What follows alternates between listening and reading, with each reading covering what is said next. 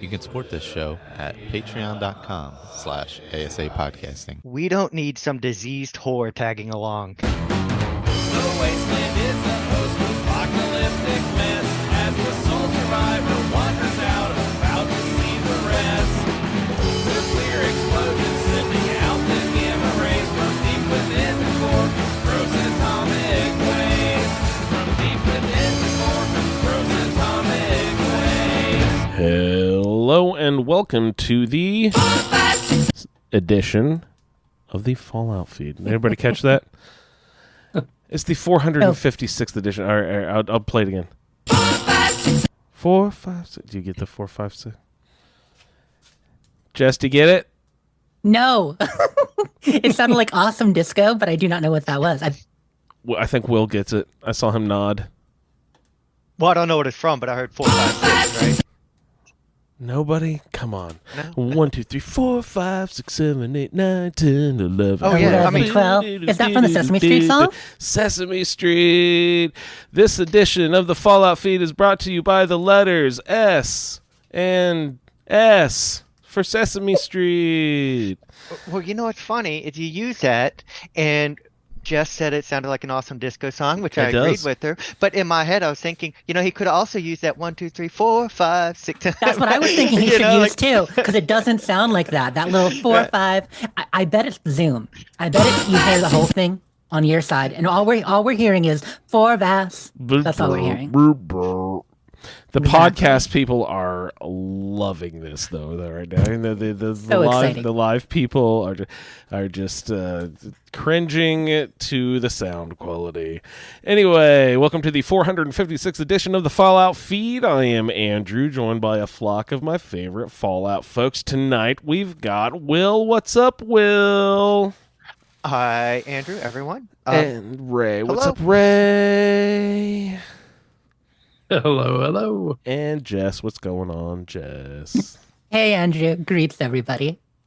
Tonight on the show, we will be going over some Roundtable quests that we're playing for the Fallout feed. Fallout 3 DLC Roundtable. If you'd like to participate in the Roundtable, go ahead and send your 5-minute file of your adventures over to the Fallout feed at gmail.com and join in on the fun.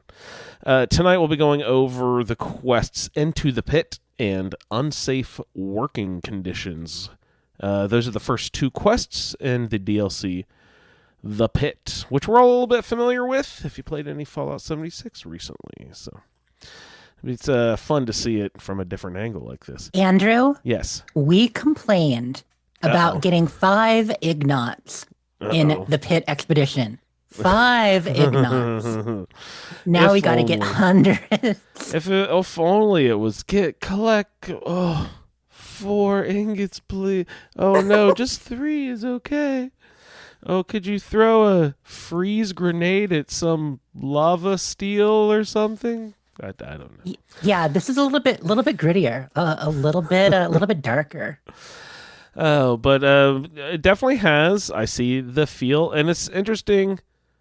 I wonder how you folks who got to experience it in the correct direction, if it was like nostalgic when you first went there for 76 and you're like, oh, this is great. It's like, oh, remember the Pit, you guys? Oh, this is me and the Trogs, we were such good buddies. But like me, I did it backward when I was like, we get to see the nice polished version of 76, and we go backward to this sort of like the real grit version. You're right, Jess. Just a different way to experience it. I mean, I was last there in 2012 until we got the expedition. So the only thing I thought was, oh yeah, it's orange. That looks just like the Pit. But like that was the only connection I really remembered. It goes from brown, green to orange. I mean, huge contrast. Yeah. Yeah. Drab. Yeah, you can completely tell you're in a different area. Ray, have you remedied all the just green bleed out with like? Does your Fallout 3 look amazing? Have you streamed yet? I think I did. I no, maybe not. I don't know. Probably not. We each need to stream at least one. Because I did batch the. of quests. I had a great looking Fallout 3, and played it for 3 or 4 hours, and then it stopped. And so now I'm running an absolutely vanilla build on a different PC, and I'm afraid to do anything. Then what's the point of playing up? You might as well put it on your Xbox, right? Come on. No. Nah. Ain't happening. But on PC in general, I bet it still looks a little better than Xbox. Although, I have to tell you, backcompat, which is how I'm sure almost all of us are playing it, on the Series X, it is crisp. It is beautiful. And one thing I've noticed, we joke about the green filter on everything, but even in the regular Capital Wasteland, it's not as green as I remember. It's a mix of brown and blue and orange and a lot of green, especially when you're inside. Well, you know what I mean? Especially in buildings and looking at buildings. But the actual landscape has a little more color than I used to give it credit for. You said, most of us are probably playing the backwards compatibility, and I was like, how else would they? And I was like, wait a second. Do you think anybody busted out their old Xbox 360 and like blew off the dust of an old game, or was it Xbox 360 or what was it? Yeah, 360. I was gonna say it wasn't original Xbox. It was a good lord. I was talking to somebody who actually just picked up a used 360 a couple weeks ago on Twitter, and they were mentioning pulling out a 360 game. So who knows? It could happen. I still had mine was functional until like 3 years ago. I mean, I never used it, but it was there. The only reason I've had to try to plug it in recently, Mo was like, "Ooh, do we have a PlayStation?" He's like, "I want a PlayStation 5," and I was like, "Well, we've got a PlayStation downstairs." Like, and he's thinking, "Oh, maybe it was an old 4." Like he doesn't realize it's 2 generations old now. But he's like, "Yeah, I want this Godzilla game," and I looked it up, and like.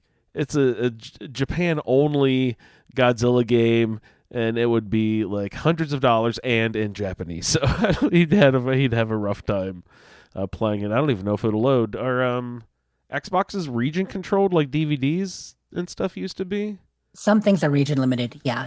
Not everything, but some things are, absolutely. Yeah. Well, I don't want to risk, buying a Godzilla import game that I wouldn't be able to read or... I should just make him learn Japanese. How about that? Man, I learned Japanese myself. All right, guys. Have you tried Gigabash? I'm just, total digression here. I've not yet, but I've been told to try it out. And Mo also actually asked about that last week, a couple weeks ago. So it's been on his mind. But yeah, I think that one sounds cool. It's got Godzilla and lots of kaiju. It's a fun brawler. I think you guys would both enjoy it. Yeah, we looked into it. It's like a kaiju brawler game, and there's like a Godzilla DLC for like the classic 4 Godzilla characters. It's like, Ghidorah and Megalon, maybe Mothra, something like that. Yeah. So we'll look into that. Ooh, maybe the Easter Bunny will plop that in his basket. All right, you guys. We usually kick off the top of the show here with a super long digression about 4, 5, 6 and a bunch of Easter Bunny stuff. So, no, we don't. We usually talk about our gameplay. So, why don't we let our guest have honors and say, hey, Will, did you have a chance to play any Vigi games this week, sir? I have, yeah. I always get a little time in. What'd you get into this week? A lot of what I've been doing is, I mentioned coming on before that I bought that MetaQuest 3, and I've been sort of playing around with it. And I still think my favorite thing that I do in it is just watching The Expanse, and it's not really in VR, but just watching it on like what would be a 300-inch screen or something like that is just I'm just loving that. And actually, I figured out this little audio system because what the Quest does, it has this cool little audio way of you don't put headphones on. I mean, unless you want to, you can, of course. But I don't really like having like big headphones on my head and all that stuff. It sort of closes off the environment too much for me. But it has like the little sound sort of through the strap or the band that goes over your head, over your ears. It sort of like simulates a little surround sound that comes down, and I like that a lot actually. And although I was going back and forth because I have a good speaker system in my little movie room, like 7.1 surround, and sometimes I go back and forth like, man, I want those speakers instead because of the deep bass and that I get, which I do not get with that Quest 3. And I finally figured out that there's a way if I play it through the virtual desktop instead of like this built-in app, I can mirror the audio.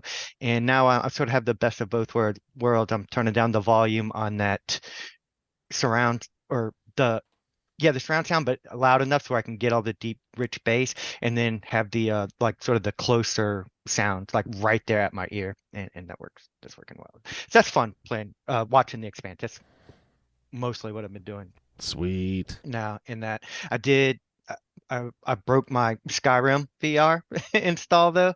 Oh no! Told you I was doing that. I had it, and it was just like I had it all working fine, and it's just there was that one the AI follower that I was working on, and she just wasn't quite working right. And I sat down one day, it's like, all right, I'm gonna fix this and figure this out. And then I just broke the whole install instead. So I uninstalled everything, tried to put it back in, and sort of like went through the painstaking efforts of going through all the mods, because it's a big mod list, like 400 something mods, and you got to go through them one by one to get the ones you want in there. Because I don't want certain ones, like they have this auto sneak one, which that means if you crouch while you're in VR, that you'll go into sneak. But I'm sitting on my little recliner, so I don't want that. I want to just play in the controller. I'm not crouched.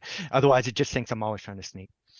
And whatever I did, I don't know, I messed up that install. Somehow it didn't work when I did it, so I had to delete everything and go, and I got it all, did it again. So I finally do have a working install. I have everything except for that AI mod installed, and I made like a backup of it that I put on a different drive. So I think if I messed up again, I should just be able to drag and drop that over, and we'll see though. So hopefully it's working and I can work on it from there. Yep. Oh yeah. Also, because I have that Quest, I've been experimenting with things. Ray, I always hear Andrew talk about that submarine game you play. What is that called? Silent Hunter 3. Oh, Silent Hunter. So it's different. So I'm not. I was wondering if I was playing the same game. I tried some things. I played this game, put a couple hours into Subnautica in VR. Yeah. Mm-hmm. Mhm. And I think I'm liking that one. It's sort of it's like you crash into the ocean, whatever, and you're on this little sub thing. And it's a survival type game. You have to just collect supplies and whatnot. Are you doing it in VR? Yeah. So Wow. actually, I didn't know, and it's really cool. Actually, and I thought it was pretty good. I saw that it said VR compatible, so I was like, and I just tried that, just to see, and I played it, and at first I was like, well, this isn't VR. It's not full 360 VR. Maybe they just said it was like works through the headset real good or something, because it did look real clean, and I liked it. I set the settings real high, and I was like, oh well, okay, I don't know. But then all of a sudden I discovered later that you have to, with Steam, you have to go into launch options and select launch in VR instead of regular. And then so I went back in and playing it in VR, and so now, yeah, it's a different little experience. And I think I have a lot of sort of games going on right now. Still trying to finish Baldur's Gate 3, and we're playing Fallout 3 and stuff. So I don't know how much I'm gonna play it too heavily going forward, but it's definitely one that I think where if I need like a palate cleanser, or I have an hour or two one night, it's like this Yeah. is something I can settle into I and feel do something different. like these are just your side games, how like I like to Yes. throw in a couple of indies here and there. When you're putting 500 hours into a game straight, sometimes you need a side game. Plus you've got the VR, might as well use it. Yeah, and well, that's the thing. It's a new sort of novelty, so I just like Mhm. experimenting with it and playing with it and see what different things I can do. That would scare me though. I have to say, I don't like being underwater in general. Oh, And I've played a few underwater games, a little bit of Subnautica. I completed Abzu, like a number of others where you're swimming underwater, but it freaks me out. And so that in VR I think would be too much. You're shaking your head too, Andrew? Yeah, I got some claustrophobia issues. It's not the underwater issue, although that does add, the added, terror of, breaking a seal and, being compressed by billions of tons per square inch of water pressure and dying, like being crushed to death under. Besides all that, I'm also claustrophobic, so being in a small metal tube is not a pleasant idea to me. So, playing a video game on a flat screen, I could probably handle that, but in VR with 3D, I don't know, you put surround sound with bubbles around my ear, that would probably just overdo it for me. You know what I mean? Just like, oh God. I don't even like it when my kid like throws the blanket over my head and puts a pillow on me to like play. Like I just don't like my head and stuff being, I'm that sort of claustrophobic. Yeah. Good Lord. If it's very colorful and light, like in some video games, it's not as bad. So Abzu is one I mentioned. That one's pretty light and colorful most of the time. Sea of Thieves, I can jump in there, but just don't look at the bottom of boats. Don't look at the bottom of a dock. I can't be under things and in the water boat. That is just too much. Yeah, I seem to be fine with it because it's like if you've seen, they have those little tubes and stuff that you can like swim through, and I'm going into through those little narrow tubes and everything, and I seem to be okay with it. I know things affect everyone differently, but note before we move on to your regular gameplay. Half-Life Alyx. Randy asked if you've tried that. I have downloaded it. I've heard it's pretty much one of the best games you can play on it, in VR. So I just bought it. I mentioned I've been buying a lot of VR games, just like you said, experimenting. And I installed it. I think I just installed it last night or the night before, but I have not started it. So. Do they have like Madden and NHL and MLB all in? Oh goodness! I don't know about those if they do. There doesn't seem to be too many like sort of high detail oriented VR games. Like they have a whole bunch that people rate really highly, and they say they're very fun, but they sort of look. The graphics to me just aren't the best, and I kind of want like good sort of quality graphics like we might get in Skyrim VR or Fallout VR 4, things like that. Things that sort of like, not that it has to be realistic. Dima's Blue Nightmare, the experience. Oh God. That VR is my nightmare. The bugs are crawling all over me. Oh my God. Yeah, I might skip that when I get to that, because I did install that too. I haven't touched it yet because I want to mod that up. Like I just installed the base game, but then I have to I want to get a nice good modded package on it, because they kind of say again that's really the only way you want to play it, because they didn't do a great job making that in VR. You're gonna have all that shit on your head and then walk in and meet Dima, and he's gonna be like, hey. It's like, hey, twinsies. Hey, look, you, me, you. All right. How about your regular gameplay stuff? Yeah, regular gameplay. All I did, we did some Baldur's Gate 3 in there, or I just played that a little bit because I've been stuck on that with some of the other games we're doing. I felt like I had this big battle coming up where and I wanted to bring Asterion along with me, and Asterion has basically been stuck at my camp since he was like level 4, but this is sort of his quest that I was trying to finish up, and I was like, all right, I guess I need to bring him along. So I was putting it off because one, I was going to have to level him all the way up from 4 to 12, figure out all the subclasses and feats and things like that I want for him, and build his character up. And I was thinking that was going to take a long time, and then I was going to have the big battle, and I was going to have to learn how to play. So I finally went ahead and did that, and I brought him on this quest, and I promptly got him killed.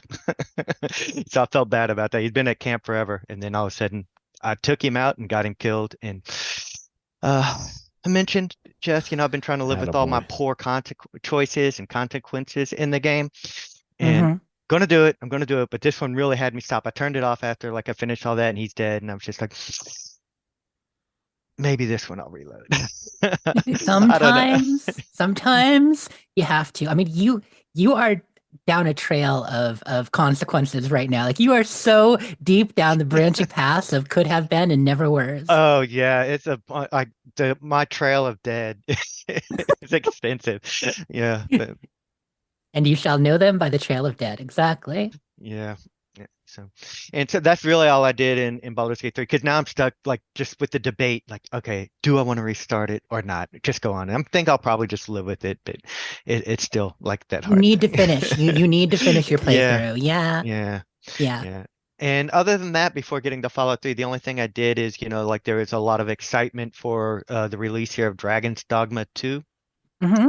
And did you play with the character creator? I played the character creator. Yeah, I just did that last night before. I put about 2 hours into it, and I made a pretty good, fun character I liked, and it was, and I seemed pretty cool. And then I just started looking at, because in the Steam reviews or the photos, there's not anything to do but create your character. I started looking at all the pictures that other people created in their characters created. I'm like, I need to get back to work. Like, I felt like my character could have been way, way better. And some people are making some amazing ones. Like they actually, speaking of BG3, like I saw some really good looking shadow hearts and lasers, and you could just see before even the description of what all these people made, you could just see you knew right away who. Like you scroll up and it's like, oh look, it's John Wick. Oh look, it's Rambo. Oh look, it's Jean-Luc Picard. Oh yeah.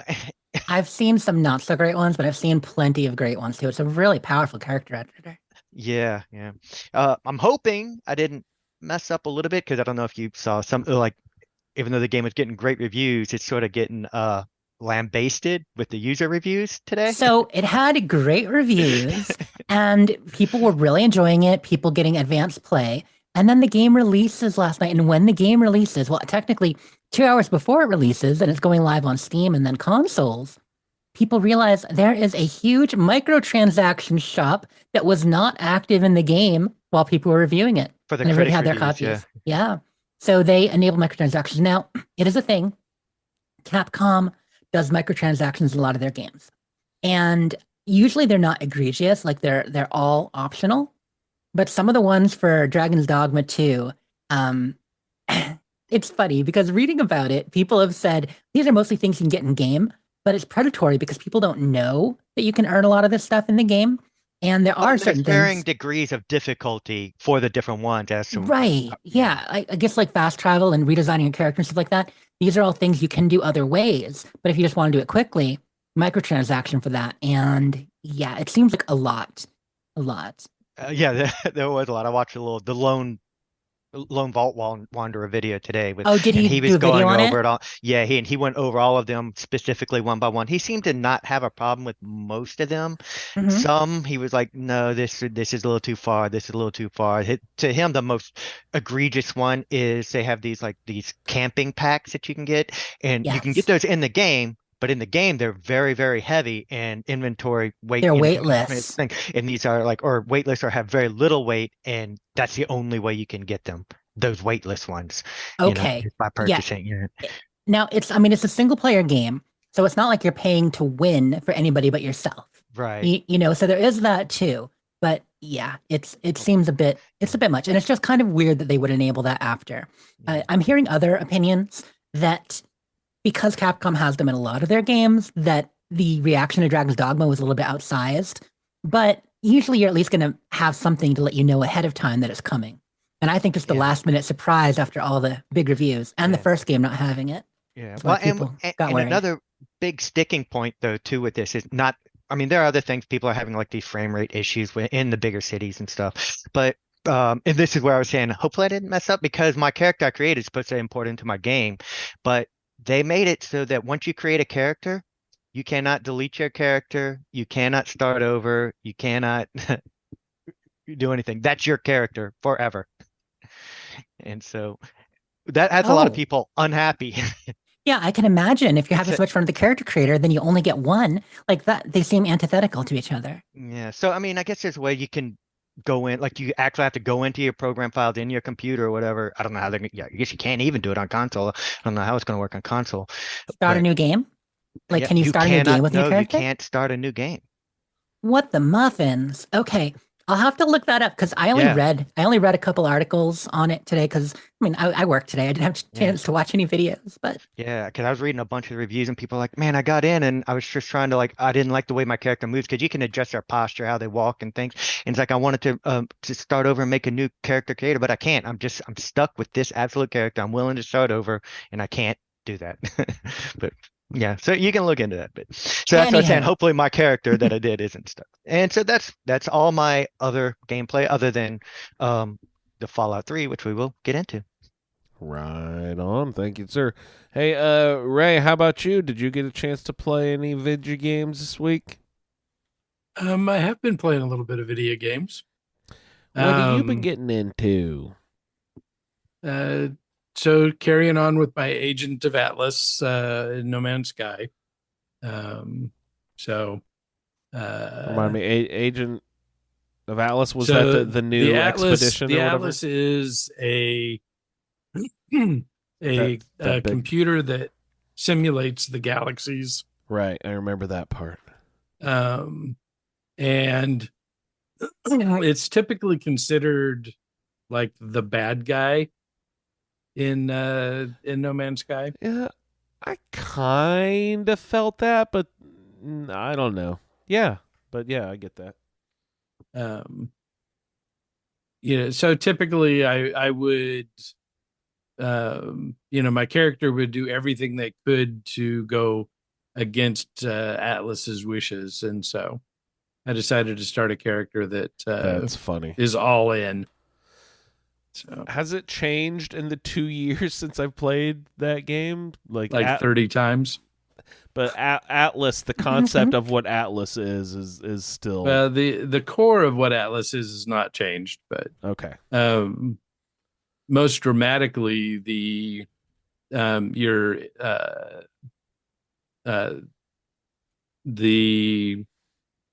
space stations that contain the Atlas have dramatically changed. They are just crazy beautiful inside. They're just mind-bendingly, wild. I should fire up some No Man's Sky sometime, Ray. I haven't turned that game on in a long time. No, it's definitely it's running on all cylinders at this point. So that'd be like a 3-day update. Be like, you haven't updated this. We have to update to this one and then this one. Could you imagine if it was a progressive update like that? Good Lord. Yeah, you'd be busy. And been playing with the Starfield, and typically I know better, but I was so excited by the new update and all the stuff that was in there, and oh no, you didn't wait? I didn't wait. I did wait. I waited a couple of days so that the mods would work. Oh, okay, that's what I was worried about. I didn't wait for the hot frickin' fix for a Bethesda update. Oh, so you did it again. Oh, okay. So, I've got all kinds of video tearing. I've got I was inside of a ship and was clearing out the crew, and I got stuck between a chair and a railing. So I'm like, okay, well, that happens, and I'm trying to figure out how to maneuver my character to get out of the way, and my character just won't move.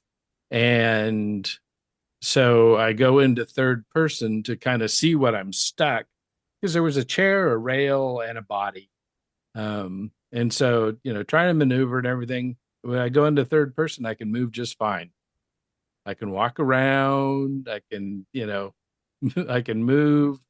As soon as I switch to first person, I freeze and can't move.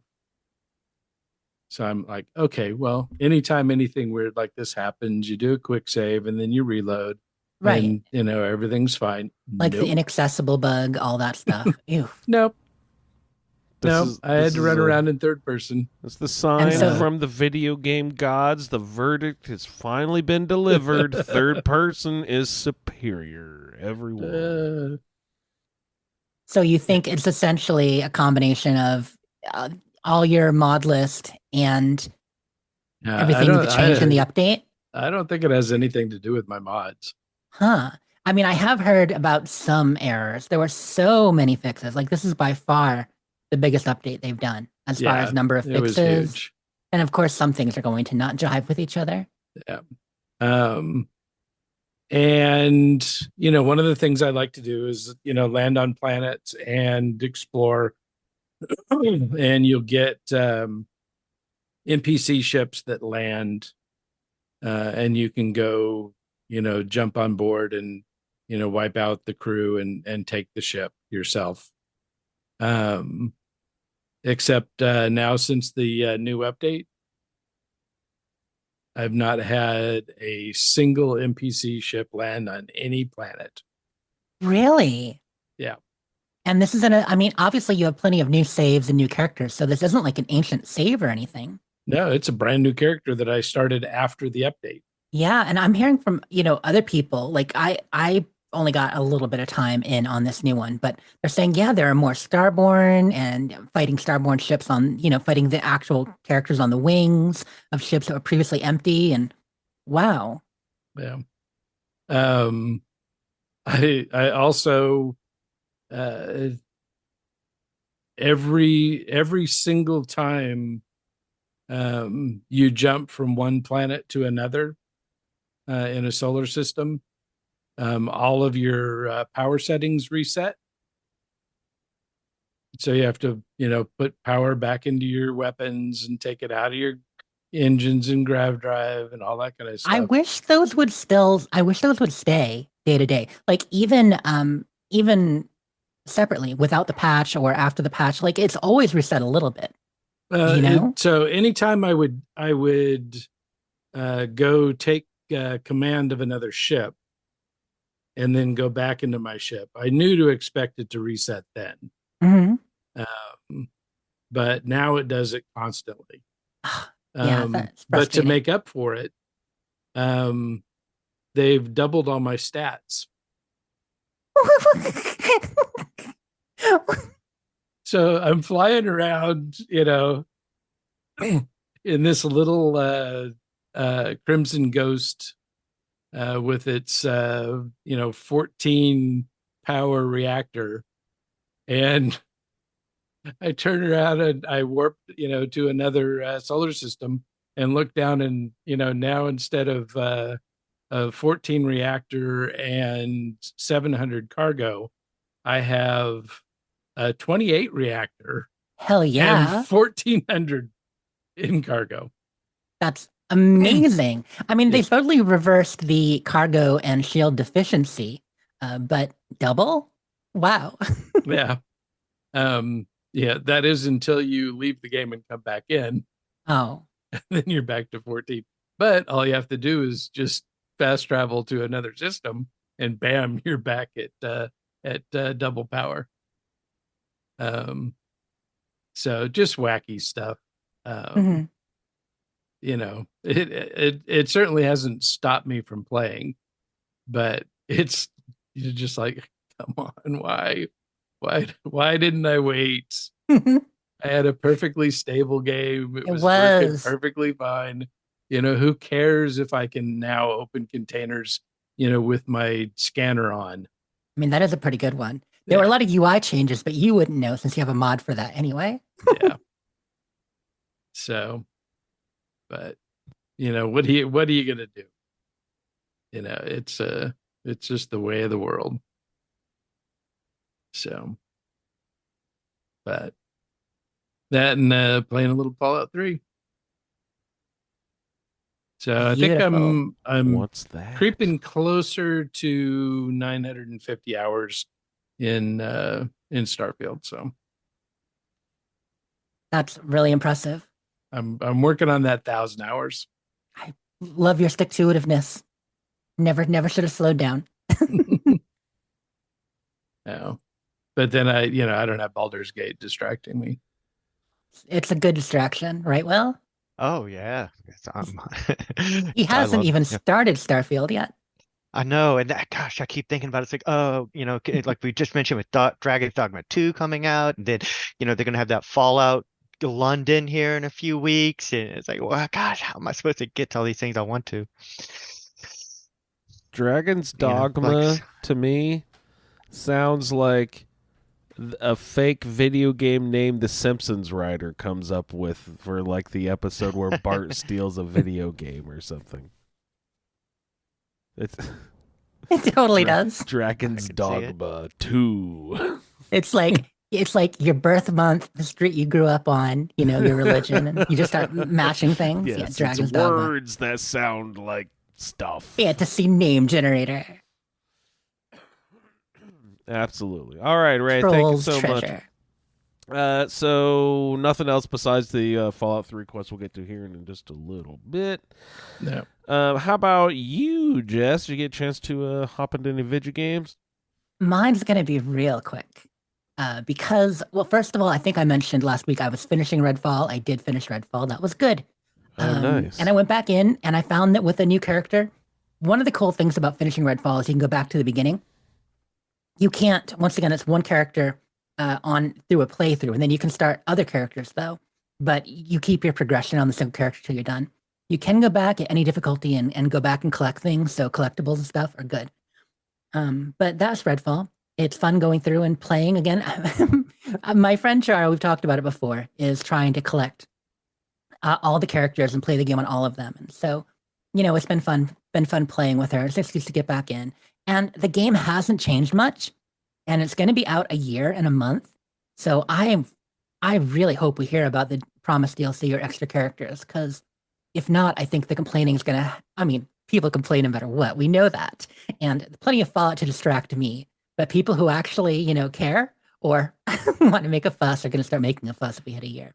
But really, all I've been doing, besides Fallout 3, and not enough of that, is Balatro.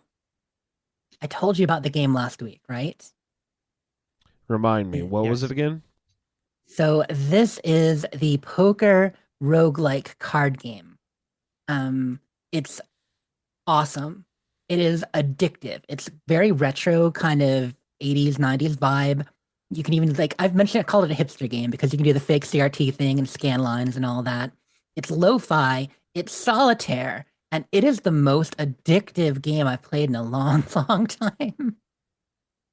Not the usual addictive. Can you spell it? What's it? I can't spell it right. Balatro.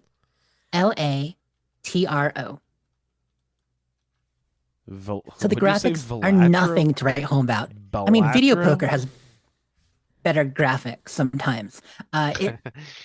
It's kind of hypnotic, but what it is, when I say addictive, a lot of games are addictive because you're really enjoying them. And, I want to get back to Starfield. It's fun.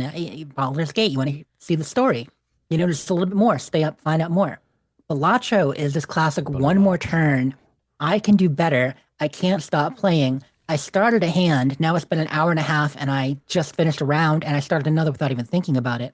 Maybe, oh gosh, is it 6? No, I can do a quick one. Oh wait, now it's 7? Oh my gosh, go to bed. It's one of those games. It's on Switch now too, evidently. Yeah. Oh, it is so good. It is just dangerous. I was telling Solior earlier in chat that I think a good word for it is dangerous. It's just, if you're the kind of person that has that personality that likes to click and watch the numbers go up and get strategy in there and the little dopamine hit all the time, it's like scrolling Twitter the game, except there's strategy involved too. It's fantastic though. Balatro. I do recommend it if you like card games and strategy and it uses poker cards, but it is really more of a strategy game. So I've played Balatro. For anyone who actually plays as well, who might care, I know, I know Kelsey's out there playing. I have unlocked 5 decks now beyond the original one. So I've got the Ghost, I've got the Abandoned deck. I've actually won on both Ghost and Abandoned. I've got the Zodiac deck. And after you unlock 5, you then unlock challenges. And I made it in a challenge run to the 8th ante, the final boss. Completely destroyed me. But it's fantastic. Great game. I'm trying not to play it. So good. Last night, even when I wanted to get back into the pit, and I did for like an hour, but I had 3 hours to play, but it was 2 hours of Elatro, 1 hour of Fallout 3, So anyway, good times. Really, really enjoying that. And then, of course, Fallout 3, which we'll get into our gameplay. That's most of what I did. I went around, I sold all the ill-gotten gains from Operation Anchorage 2 weeks ago. Took care of all that. So much stuff to sell. The amount of scrap metal, anyone who has a karma issue, the amount of scrap metal you can get in Operation Anchorage from the Outcast Outpost, I think I had 21 pieces of scrap metal. Went to Walter. If you sell it to him at no charge, you've got bad karma. Gonna be up to good pretty quick. Or, of course, if you want to charge caps for it, which I did, get yourself like 108 caps or something. It was a lot. And experience too. Maybe it was 108 experience and a lot of caps, whatever. Anyway, the number 108 happened. So yeah, Can you extort him for negative karma, like for hire? I did not extort him. I don't know that you can extort Walter of all people. Asking, I don't know. Yeah, but man, by the time I sold everything, like I don't know you guys experienced after Operation Anchorage, but I sold everything. I completely bought out the doctor and all the stim packs. Completely bought out Moira and all of her stuff. Completely bought out. What is the name of the restaurant there that they run? The Golden Nugget. Is it the Copper Lantern? Brass Lantern. I had this whole precious metal and something. So anyway, yes, Golden Nugget is in Final Fantasy VII. Okay, that's very different. The Brass Lantern. So yeah, that gold saucer. Anyway, so just wanted to mention that. And then my deal was to start the pit, getting there, and then we'll talk about what you actually have to do, because everything I'd done had been Megaton in the Vault South. I hadn't gone up to Arafu. I hadn't gotten dog meat. I explored the city. I went down to the Citadel. I've done Rivet City. I've done all the stuff kind of lower right-hand quadrant. So that was quite the adventure. I got to play a bit. It was really fun finding different locations. I did make it to, on the way, the Germantown Police HQ, for instance. I know that came up a couple people's feedback last week. Germantown HQ, I did that. I did not go into Paradise Falls and explore that or even, try. But if I get there in the story or with another quest, I will. And then I just kind of explored all up north, basically from, how the ridge of the mountains kind of down the middle left. So I've got all that explored now. I found all those locations on my way, and that was fun. I got a couple of levels doing that because there are some tough fights there. There are way too many bears. There are. Never been to DC. Maybe there are a lot of Yao Guai. I feel like the proportion of Yao Guai and, big ass mole rats are really high. I mean, okay, there are some rats in DC. We know that. But well, in that section, that's up into Maryland and Pennsylvania. So, that's okay. Did you not bring those two people back from Germantown HQ? What? Oh, Red and Shorty? Yes. Yeah, Red and Shorty. No, yes, I did. Yep. You did? Oh, okay. Because I remember, I ran into a bunch of Yao Guai when I had them with me too, and they made short work of them between them two, Clover and Dog Meat. Oh, I don't have any. I don't have any companions, and that was a direct trip. That was just boom right there. And I was thinking too, Andrew, because you love to do that thing with Travis, where you just bring him around. He follows you around forever. Do you have Billy? Do you have someone in tail here? Who you got? Yeah, well, that's what I'm saying. I think Red and Shorty, is there a time limit on when you need to get them back? You could sort of just make them follow you around a little bit, couldn't you? What are you asking me? I have zero clue. Yeah, I don't know. I send them back. Yeah, because I walked around a decent amount with them. Yeah, you can just send them, can't you? Yeah, but I was asking if if Andrew could do that thing he always does with Travis, where he just sort of has these semi-permanent companions. Yeah. With Travis, I mean, he's had 17 companions in 4 before. I can't wait to introduce if I saw him wandering around after the fact, I would probably have shot them. And you can have 2 companions, including dog meat, with the regular stuff. But for the random followers, I wonder how many you could stack. That is a cool thought. Well, you get because you get Brother Can you bring- Verlis. You get got Sydney, of course. I just don't know who would follow you how far, because a lot of them seem to have parameters as far as where they'll Really? follow you, and then they'll wait. Yeah. Okay, yeah. I don't know, 'cause like I said, I didn't make a direct path to wherever you're supposed to bring Red and Shorty. They follow me around a little bit. So that's why I was just a curious thing. Didn't mean to interrupt your feedback there. That was just something I thought about Andrew with. That's great. Yeah, no, we went direct. And I mean, you can send them back in fast travel, make it nice and quick, right? But I clicked the wrong button. I was pulling up my Fallout 3 map, and I actually just clicked my local map. But yeah, so Fallout 3, that's mostly what I did. It was a lot of exploration, selling stuff, exploration, selling stuff, because I was behind on levels. I still am. I'm like level 11 or 12. Like I'm low, but I mean, I finished Operation Anchorage at 8, right? So I had some leveling to do, and I'm up against it in the pit right now. It's while you can do it at multiple levels, like I said, and over 10 is fine, the pit raiders and slaves are tougher. You know, they take a few more shots, I'm finding, but your experience may vary. Anyway, that's my gameplay. Balatro, a little bit of Redfall, and Fallout 3. Your experience may vary. Play at your own risk. My game... Oh, thank you, Jess. My gameplay will also be fairly quick. I've been leaning real hard into Fallout Shelter. Gasp, surprise. That never happened. Yeah, so I don't know. I'm actually, I think I maybe mentioned last week that I was starting to feel like I was going to run out of higher level people. Well, I've actually hit that wall. I can't really send people out on quests anymore because all of the higher level people died. So and you know, I've been, trying to save all of these perfectly ranked level 1s until I get this goddamn E7 outfit before I level any of them up, so you can get maximum efficiency with your with your E. Feeling like you're talking rank or work. Like, yes, I'm general level E7. E7. We're like playing bingo, scale. but Exactly. we're playing bingo if it was misspelled. We're playing Bengo. Anyway, G15. Yeah, you sank my battleship.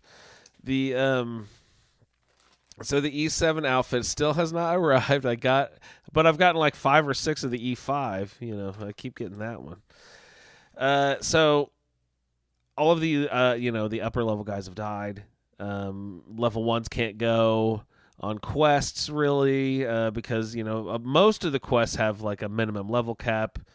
But I've exhausted all the ones that are under level 40 now. So I have. And then, they've all died. And I had my last 3, really decent adventurers out on a quest. And then I got sucked into a basketball game because the basketball tournament's going on. And I turned and looked on the screen and it said quest failed. I'm like, God damn it. Oh, it's so infuriating. There's no save and reload in Fallout Shelter. Can't reload that one. So anyway, I am now out of higher level dwellers to go on quests. So that means I have sacrificed 6 of the perfectly trained people to go out and go ahead and get highly trained. You have the option to send them home again. Yeah, it's just they're not gonna. They just won't. They'll have really high HP, but they won't be quite as high as it could be. And, no one else will know, but I'll know. And that's what matters. That's what matters. But anyway, so I'm playthrough of it. I sent 6 of them out so I could have 2 teams of 3. But they'll be really kick ass for out on quests. Like I was sending by the end of it, I was sending out some like pretty questionable teams at the like a ragtag band. The ragtag band of exactly. No, it's just like, oh, you've got a luck of 10, but oh, your strength and agility are not very good. Well, good luck, buddy. Hope you can tackle those rad roaches. But so anyway, that was my big gameplay. Basically, it was sending out some teams, getting training up 2 new adventure teams, hopefully. Let's see, what else did I write down here? I was 35 plus special level 1 max people until I did so I'm probably down to 31. Training that team. You know what that means? You can do it all over again. Yay! That said, yeah, what's up? Elder Scrolls Castles, the Skyrim game we keep teasing you with. Yeah. When's that come out? So it came out, they did the official release in the Philippines and now it's rolled out to they did another announcement last couple of days. It's 5 or 6 countries now. So slowly, but I do feel like they're kind of sapping the excitement by constantly, announcing in another country and another country, and maybe they're trying to build excitement. But I think a lot of us are watching, we're just getting yeah, okay, and just kind of giving up on it. But hopefully soon if it's doing well. I don't understand that. It is unusual. It makes sense to beta test it. And I don't know if there's some reason with mobile why they've decided these are the better countries to beta test it in, beyond the brief test that some of us had. But I mean, it was running well even then. So I don't really understand it either. It's like when Fox Studios used to, release a movie in the 20s and then tour it around the country based on the movie theater, which they had a contract or whatever. That's crazy. Mm-hmm. Very strange. But I just wanted to let you know we are a step closer, at least, even if it's not there. I'd like to play it. Go ahead and give me access, guys. The day it happens, I will let you know. Hey, there's been a price drop on the Steam Deck. And I was wondering, do you guys think that is a worthwhile piece of equipment? And is it a good enough standalone where you don't have to have a gaming PC as well to play it, from? Like, is it its own standalone device, or what do you think? It is its own standalone device. Yeah, Baker loves his. Yeah, you definitely don't need a gaming PC as well. It can be your only PC for games. There are others. There are other options besides Steam Deck, but Steam Deck is pretty great. And can I then claim with pride that I am now a PC gamer if I have a Steam Deck? Yes. Yoo-hoo! 100%.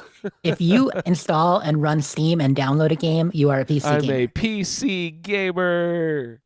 Not only that, you're a cool PC gamer because you have a Steam Deck. Oh, wait, no. Does that mean you're lame if you have a Steam Deck? Or are you actually cool? Is that's it cool? Actually cooler. Oh, it is actually cool. Wow. I always assume you're setting me up to fail for some reason. Only sometimes. All right. I don't really have much other gameplay. Really concentrated on Shelter. Oh, I did load. No, here. I did load 76 the other day just to see what was going on. And I downloaded. I from the Atomic Shop got this huge ass saxophone. Did you see that thing, Jess? Dude, that thing. I mean, Superman couldn't leap that in a single bound. That thing is huge.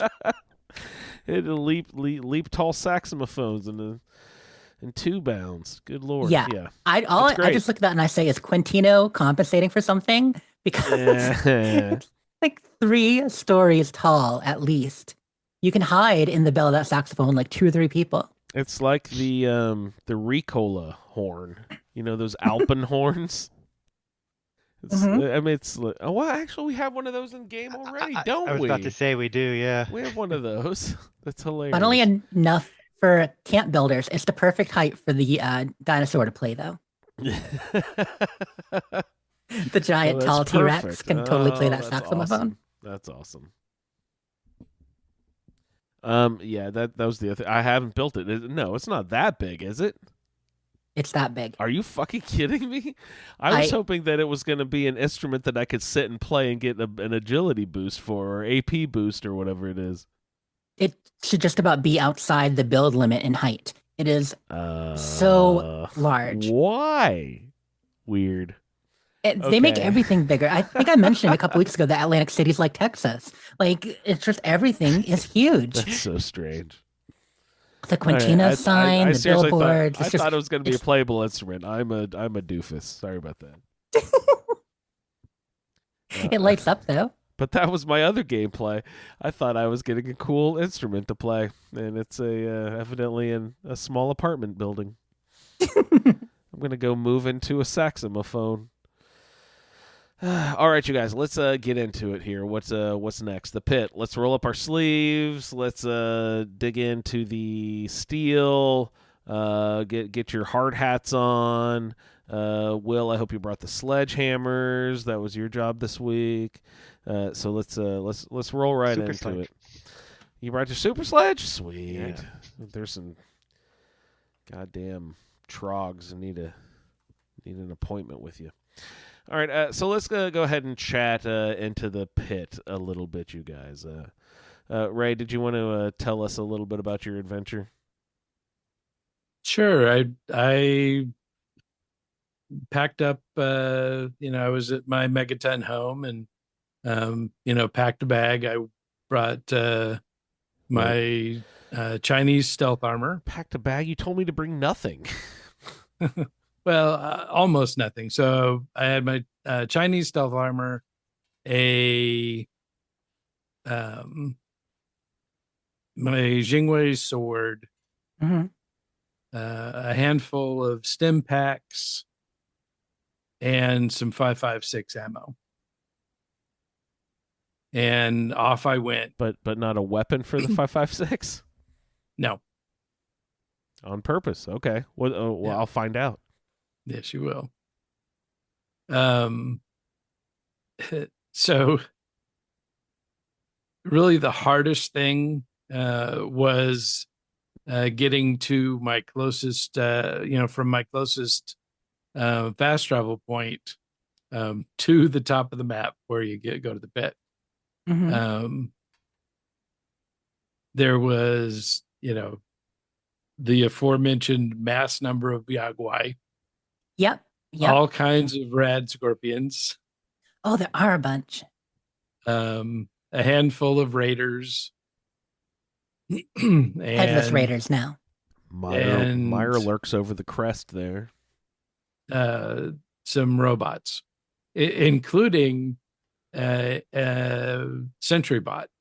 Oh, wow. Where did you fight a Sentry Bot? Fuck me. So, good Lord. After you talk to Werner at the radio tower, if you follow the rocks across, about halfway there, you run into a Sentry Bot.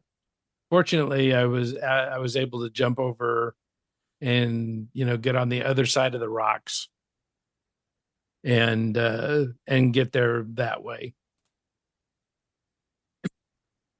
And so when you first meet Warner, he's great. Thanks for answering my radio distress call. Yeah. Who are you? How'd you find it? How'd you find help me? him? There's some slavers that are fighting him. And if you're not, if you don't rush right in, he'll still kill them all. Yeah, he's actually really good with his gun. Like at my level, he's probably a lot more powerful than me. I'm really impressed. He was stealing kills left and right. Did you manage to get directly to the radio tower to find him, or did you? Because the way they have those cul-de-sacs there and all that, it's almost like finding Oasis. I took a bunch of wrong turns down gullies and arroyos and such. Yeah, I had a pretty direct path from where I came from. I came from the radio station building, and so I just went straight north and was right there. Radio station building, is that broadcast TBS? I'm trying to. It's keep wanting to call it WKRP, but it's not it. Okay, then yeah, I think it is the one I'm thinking of. It's like WKBS or something. Yeah. You guys, it's such serendipity, kismet. I don't even know what the right word is. Before I was putting this show together here, I was looking through the drops folder, and Ray, you were talking about who's the guy who you said if you hang back, he'll go in and take care of business? Warner. Okay, what'd you say? Warner will go and kill them all? You got to scan at least one, but you can kill the rest. So No, you can kill them all. I can't believe I put that in and you were just talking about Kill 'Em All again. That's great hilarious. callback. Great album. What was that from? What was the original Kill 'Em All? Do you guys remember the episode? What we were talking about? No idea. Okay. It was this fall, though. It was within the last 6 months. Oh, yeah? I don't know. Was it really? Sweet. Sorry to interrupt. Go ahead. No problem. Did you fight the slaves and the wastelanders that were fighting over a fridge full of water? Because I don't remember seeing that. No, I didn't. I didn't this. come across them. They're down one of the wrong turns you can take, and you can get a whole refrigerator full of like 10 purified water. It's pretty awesome. Okay. I took a lot of wrong turns too, because I started from the Republic of Dave over there, so I was all the way up north.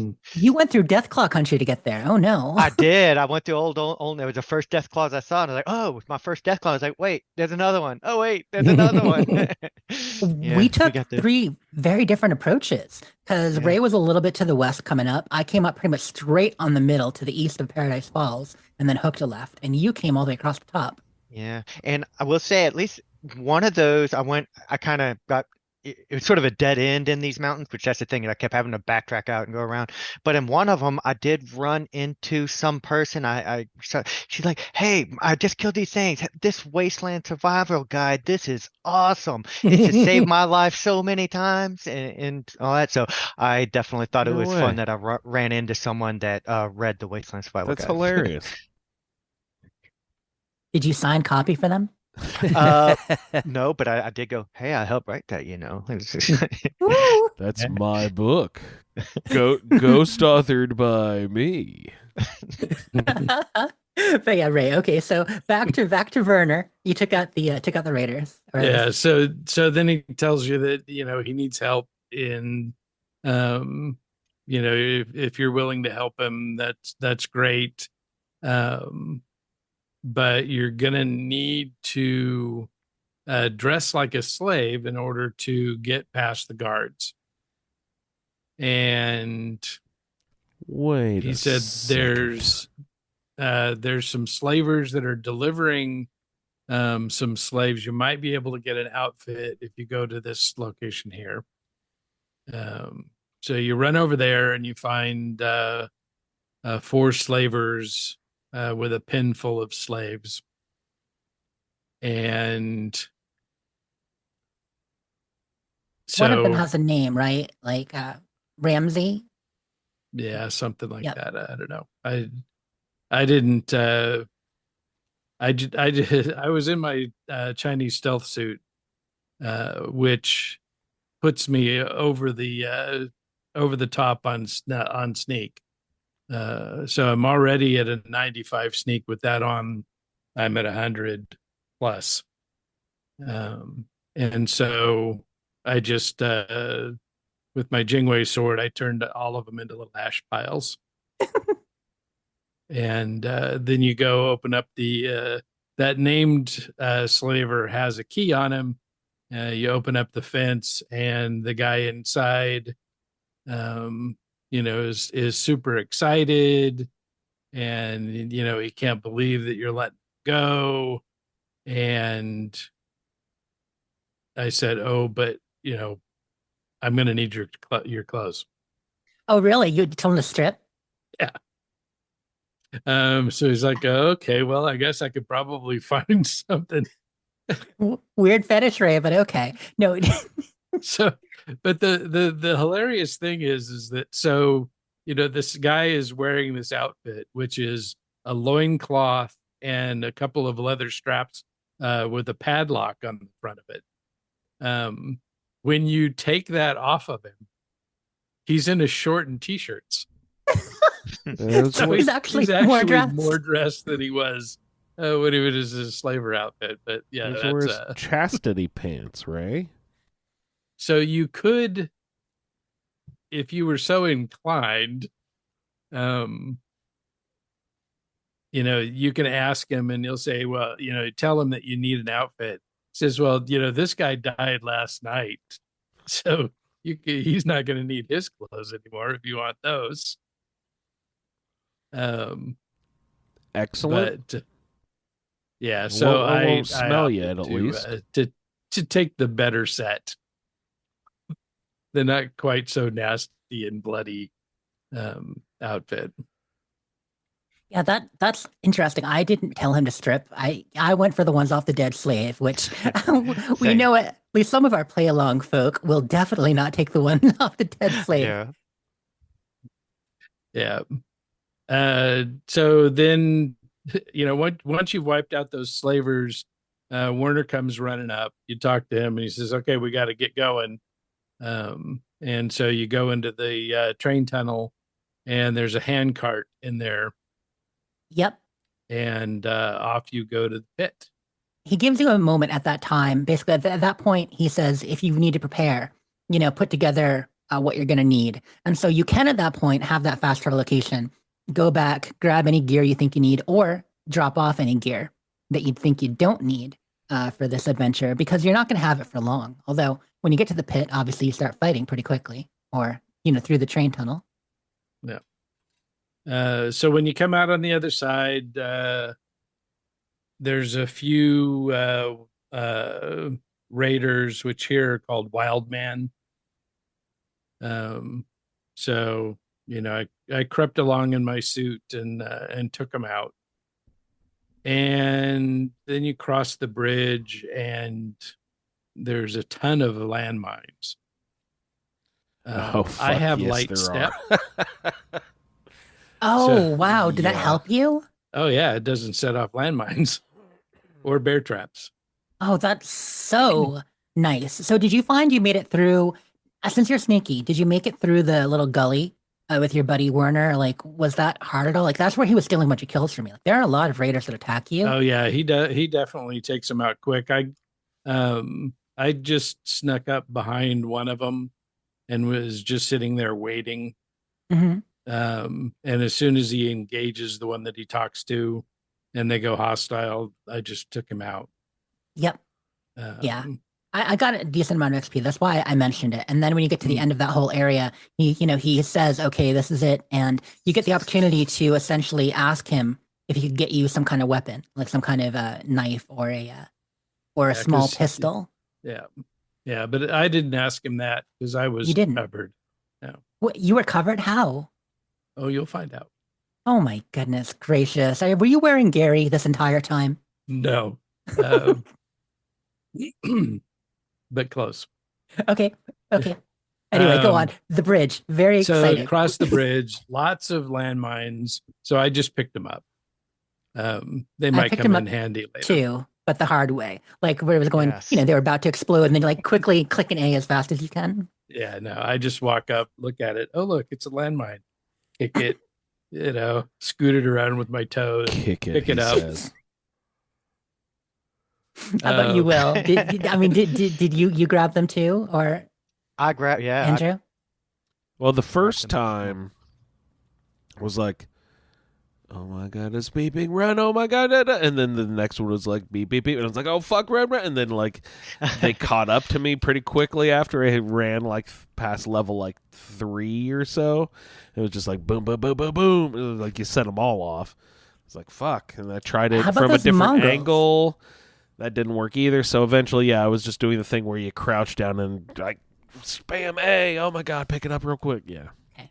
So Ray was the only really advanced one. Yeah, and we've already passed the point where they told you that they said your companion has to stay here, right? Your follower. None of us had one. No, I'm the only one.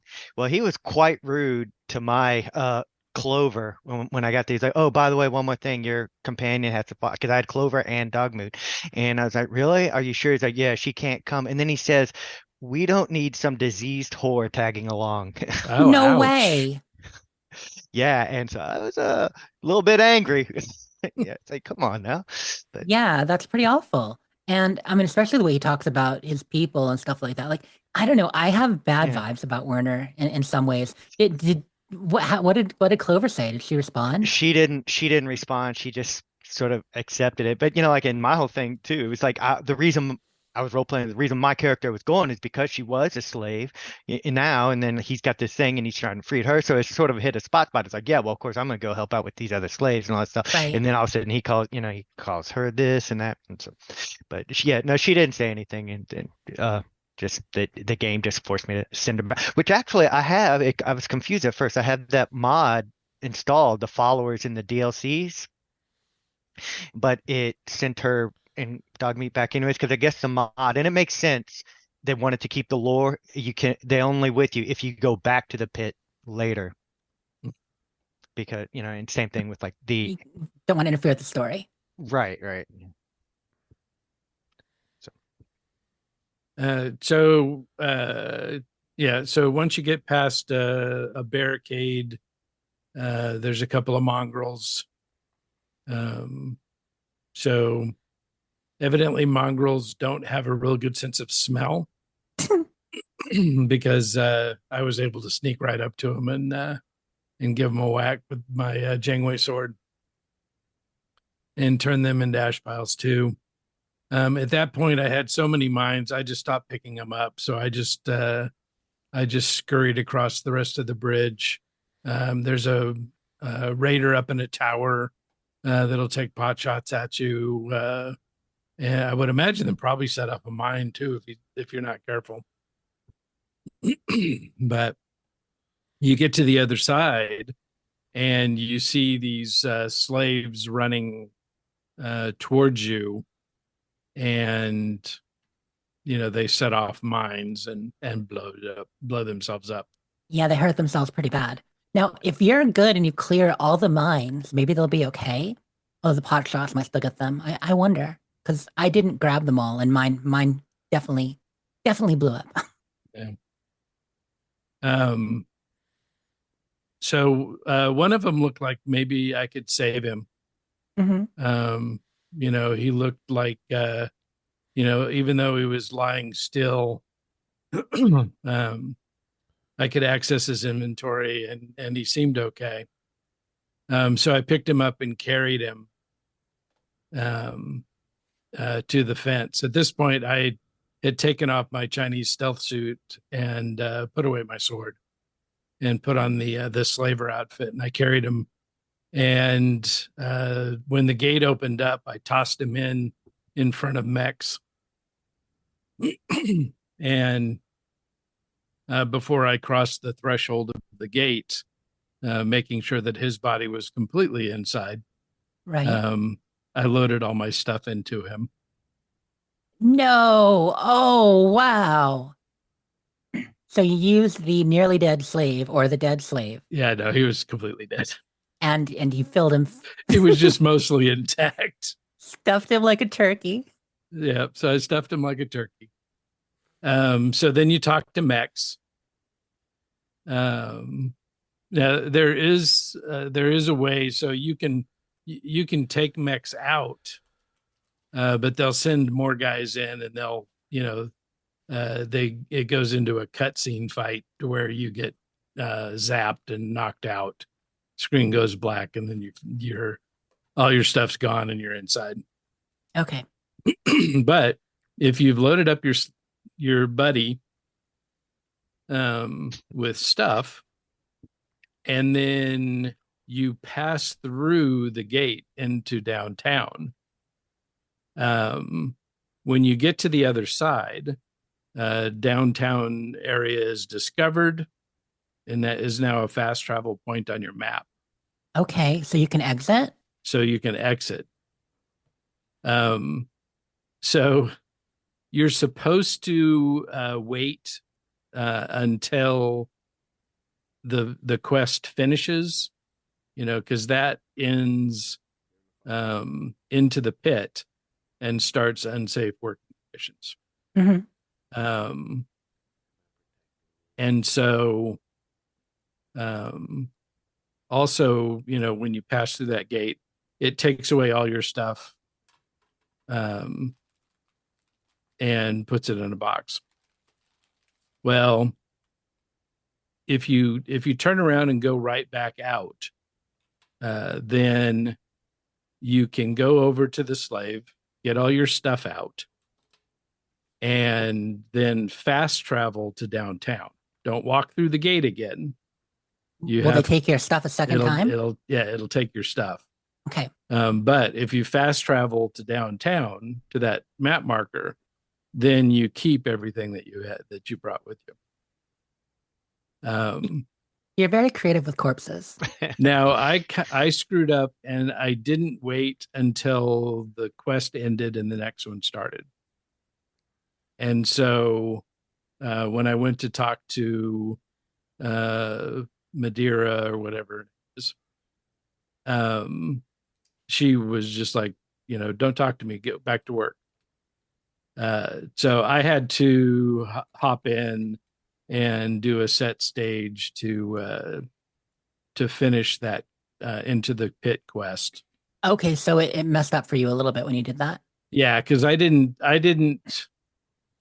step far enough in order to get the quest change to go before I walked back out and got my stuff. I kind of jumped the gun, so I had to do it, force that manually. But so now I'm in there. When I'm walking around, I'm wearing my slave outfit. But as soon as I progressed into the steel yard, I switched into my Chinese stealth suit. And you are loaded for bear at this point. I mean, yeah. You've got a good weapon, you've got good armor, you've got all that stuff. Yeah. So that kind of wraps up into the pit when you go in through the door, like you said, and starts unsafe working conditions. Did anybody else have anything about their journey into the pit?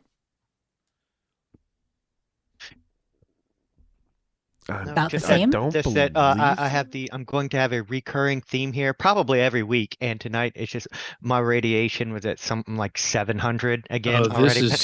This is a bad place for radiation. I had 6 Radaway on me, and I took all 6 of my Radaway, all my last Radaway, and got that done. It was started, but the only thing I did different really going in was there is a small bed. There's a mattress off to the side after you cross the bridge. Before you go through the checkpoint gate, you can go into the left, grab a mattress, grab a quick sleep, get yourself well rested. So you get that little bit of a XP boost. Yeah, and also start picking up any teddy bears you see. Actually, I don't know if you can get well rested. I think I tried sleeping for 8 hours and it didn't, because it's not an own mattress or anything. So forget what I just said, but I did sleep and save. Sleep and save. Sleep and save. So now we are inside. I'm glad they gave you the auto axe, man, because I left all my shit at home. Or they didn't give it to you. They make you go find it. It's an option. It's an optional sub quest, right? I forgot about that. Did you ask for the weapon though? Either of you guys ask for a knife or a gun? Well, no. How are you talking about the second part? Marco gives you an auto axe, right? But that's later. Yeah. Oh, okay. So for this, on the beginning of Into the Pit, when you're talking to Werner about going through and he's sending you on your own, you can say, hey, is there anything you can get me? And he'll give you either a gun or I believe a combat knife. And he'll say, be careful, don't get caught with it. And then you don't see it in inventory until after you go through the door and they take all your stuff. And that's when it turns from a miscellaneous item into an actual weapon. Okay. So I just had a 32 here and that ammo, but that's all I had. Oof. And you still made it through? Well, no. I mean, that's all I have at this point when we're starting the thing. So now we're inside. We're inside the downtown Pit area, and our job is to go find Medea, right? Yep. So, do you want to start talking through what you did, Andrew, or? Why don't we let Will visit Medea? Gosh, that was it. I kind of, I'm not as good at describing all the details as Ray is, but I walked through, like you said, I went and I don't remember much. I sort of went straight to Medea, just kind of looked around, talked to everyone, and I found her in that little that room kind of off to the side back there and just asked, she talked to her and she mentioned she has her own something apartment about back there, right? Getting the job done, like trying to get assigned to go pick up the steel ingots in the yard, and she said it's like a bad thing, like no one likes to do it, and basically because it's a death sentence because it's infested with trogs. Yeah, she won't talk to you out in the yard. You have to follow her into her room, which if she was already there for you, that's easier. Otherwise, you got to kind of wait for her and follow her. And there's then some people wandering. Some point, like a guard comes busting in. It's like, hey, what are y'all doing? Y'all talking too much in here. Break it up, right? So yeah, that's actually a scripted thing. So when you're talking to Medea and she's telling you about the job and how the reason she's sending you on this one is also because it's probably a safer way for you to not be detected, because they'll see that you're not all kind of like scabby and diseased and halfway to Trogdor. Yeah.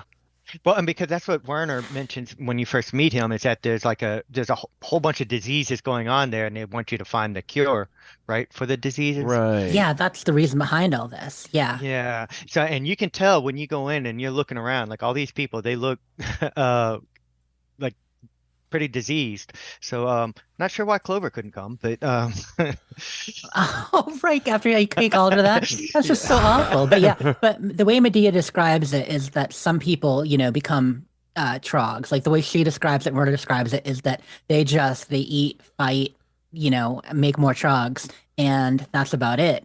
And people are worried that could happen to them. But for the majority of people, they get sick, sometimes die of it. A lot of times it turns into cancer, sometimes that they can live with, other times not. But yeah, I mean, just overall a really bad situation there. Yeah, and I think she's the one that when you're talking to her, she's the one that tells you to try to find Marco, and maybe he can get you some weapons, right? So yes, okay, that's what I did. Yeah, I went over and well, actually, I think first I met this person, Millie, who somewhere, and she asked about Wild Bill, who says her friend Bill went in. Yeah, her Bill went in, and he's volunteered for the ingot duty, and she says she asked you to sort of look for him because he's like this survivor, and she thinks he's probably alive somewhere. So she kind of wants either word from him or for you to check in on him somewhere. Then I found Marco. He was in that little room there, and he gave me an auto axe. He did give me an auto axe, but at some point, I don't know where, I found an assault rifle. Did anyone else find that assault rifle? Yeah, there's one right away when you first walk in. Kind of the first little collection of ingots you find. There's a so that's when you actually enter go the in the yard. Oh, okay. Yeah. So maybe I just didn't remember where I get it. 'Cause I was just in my little notes here that I wrote down. I got an auto axe from Marco, but I already had an assault rifle, so I don't know. Maybe it's yeah. So you got that 32. You get the auto axe from Marco. There's a bullet ammo press kind of thing where you can, I think, make more ammo. And fun. then after you finish in the whole mill area, which by the way, I know it's just a big circle, but I got a little bit. I'm not lost. But it's kind of big. I wasn't sure where to go. It actually, and I'm assuming Andrew had the same thing. I had a little bit of trouble finding Marco at first. You assume? Scoff.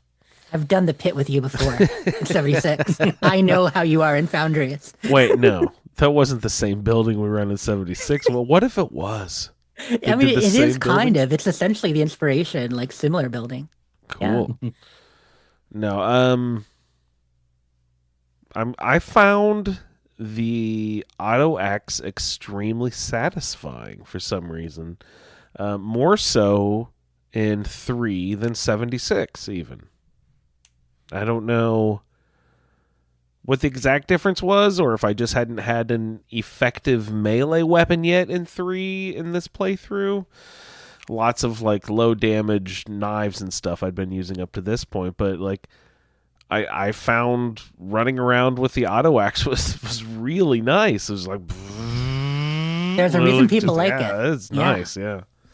It was fun. Yeah, so I tried talking to a few people. One problem I had And this might sound a bit odd, which it makes more sense later in the story, but I coming face to face with this whole situation where you've got, I'm not going to call them slavers necessarily, because the way the game refers to slavers are people who capture the slaves and bring them, but like Asher's people, the pit bosses, the raiders in charge. I couldn't really tell who was a slave and who was on Team Asher because I mean they're all not in great shape and and I'm like how like this whole haves and haves not situation like just just a reminder that like the whole idea of slavery is horrendous and the way that it's depicted here you're just like yeah what makes you any better it was just horrible situation and I'm very happy to be in there trying to fix it. But anyway, Will, I'm sorry. You got into the steel yard. I just wanted to talk more about the foundry and Marco and talk to people there because I definitely got turned around and tried talking to a few people. And then the guy that you go to actually tell you're the one on ingot duty. Like you can do it a couple ways, but you can be eager about it. And he's like, woohoo! I'm pretty excited. Yeah, and then I talked to this one guy to Aiden outside there, and he's just this guy. He's just sort of accepted like that his life is miserable and and all that. So yeah, I did a bunch of that stuff. But yeah, so then you go out there into the steel yard, and you go through, and also at this point, I just want to say again, my radiation's already creeping up. What are you doing? Like I've already hit that next level or something.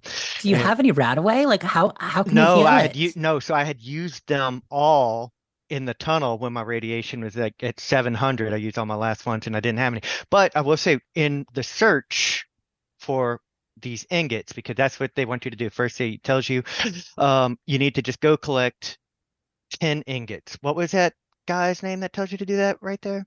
Everett. Remember it? Everett? Yeah, Yes. Everett. Yeah, so Everett tells you, to go collect 10 ingots, even though he doesn't sound like he's going to ever see you again.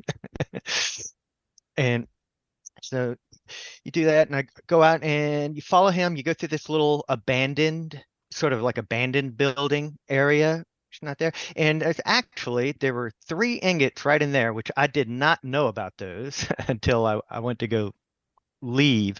But you kind of go through this little like tunnel, like a barricaded walkway through this abandoned building, and then you get outside into the actual steel yard, and you can see him. First thing you see right away is you see this person over there on the right who's like he's pleading with this trog. Apparently it's his brother that had turned into a trog, or something like that. And I don't know. I just shot the trog right away with that assault rifle I had, and then he, of course, the brother got all sad, and I don't remember what happens. Did he? You can let him out of his cage area he's in.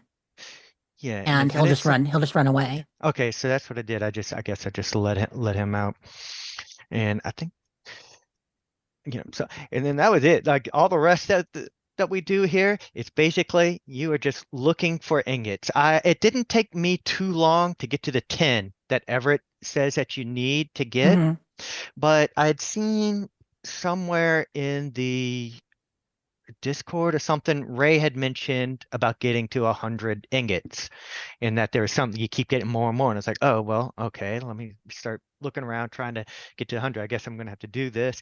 And I didn't take the 10 back to Everett right away. I just stayed out there looking for the 100 ingots, and went around a little bit, just all the different areas, and trogs are coming out from all the different places all over. And I didn't have too much of a problem with them because I did have that assault rifle. You can get sort of lost in it. Like this is a pretty good hide and seek for these ingots. Some of them are difficult. But I went up on top of this one building. I walked up these stairs and got to these buildings, and my radiation is going crazy again. But there were these wild men up there, and I killed them, and they happened to have a bed and some Radaway and some things like that. Oh, nice.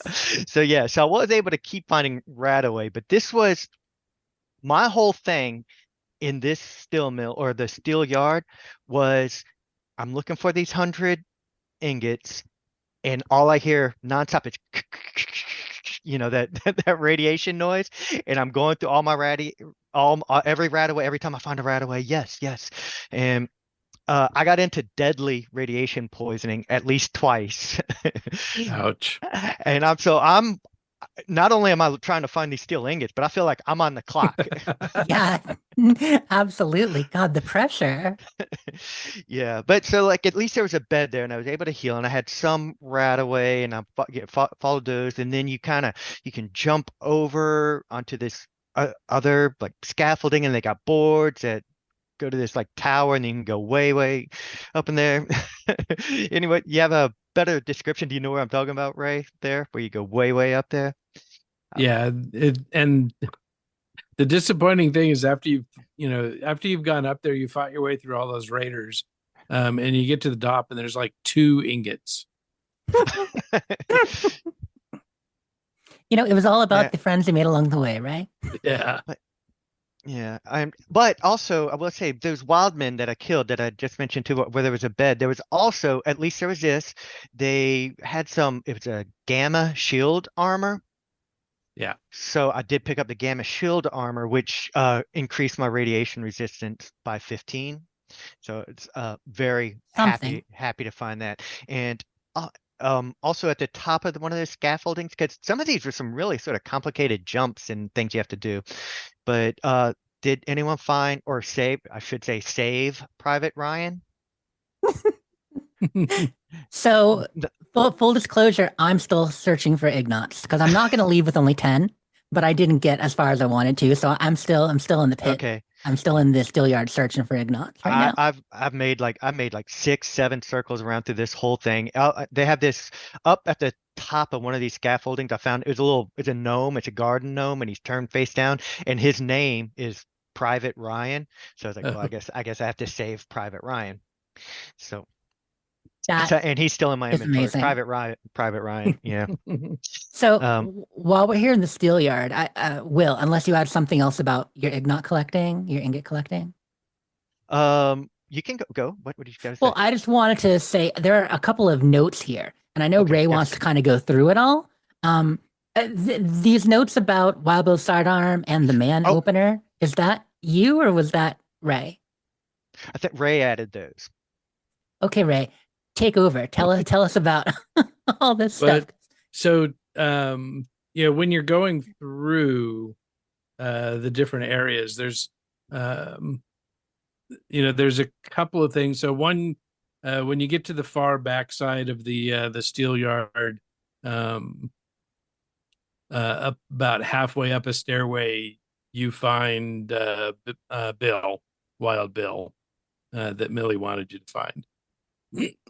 And there you can pick up his special 32 pistol. He's got a special one? Yeah, it's called Wild Bill Sidearm. Oh, okay, perfect. And so then he just kind of has a description of his adventures in the steel yard. And then when you're inside of a building, going through, you find a room that has a locked door, and you go inside the locked door, and there's a note in there from a guy that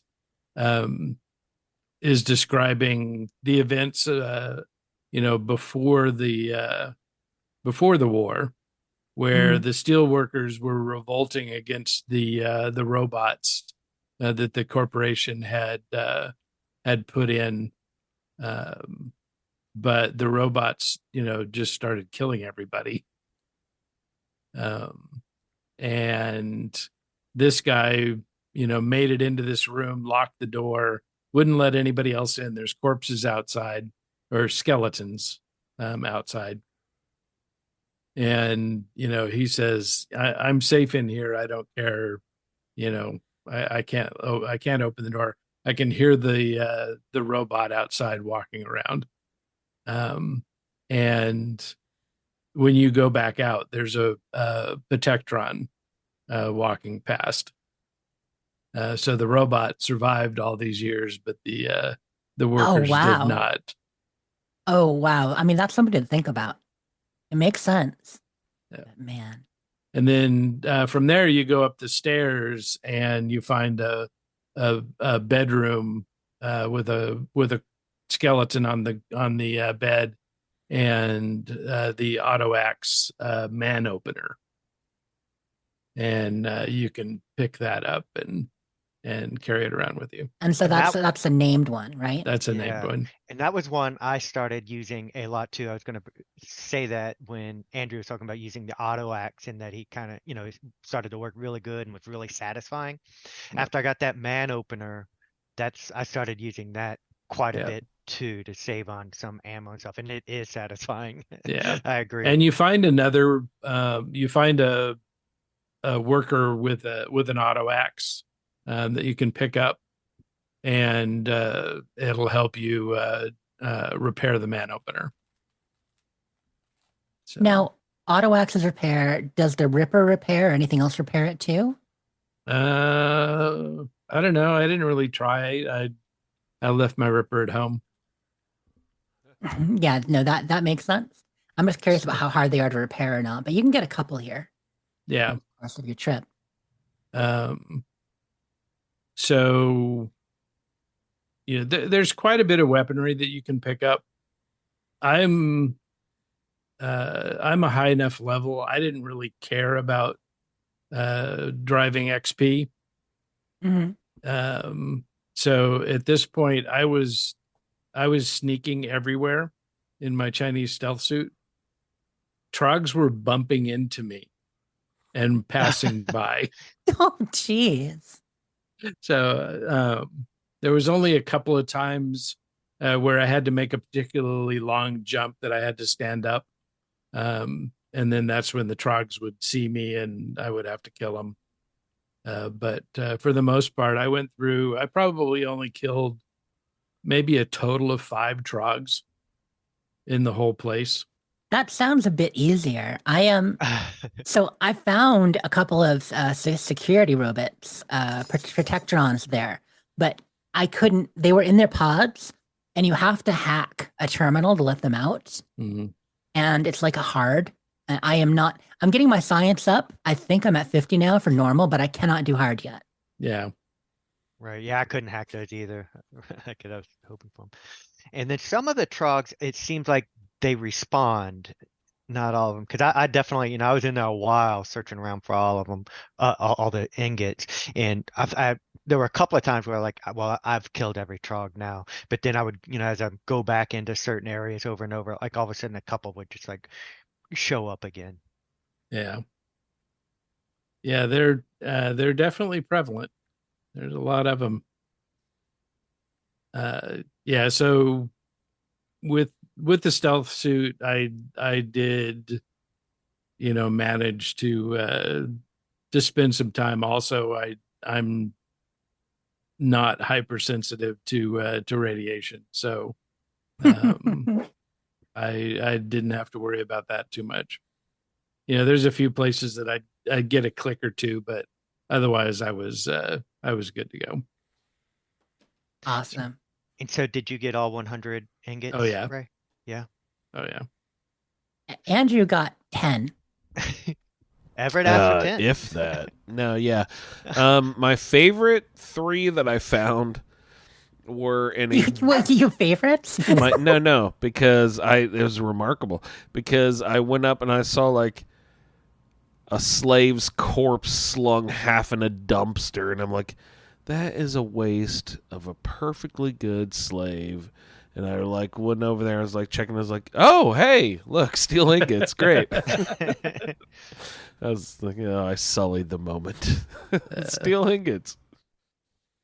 But yeah, there were 3 in one, and I was like, oh, this is going to be easy. And I looked around a little more, I was like, oh, this sucks. I don't like this.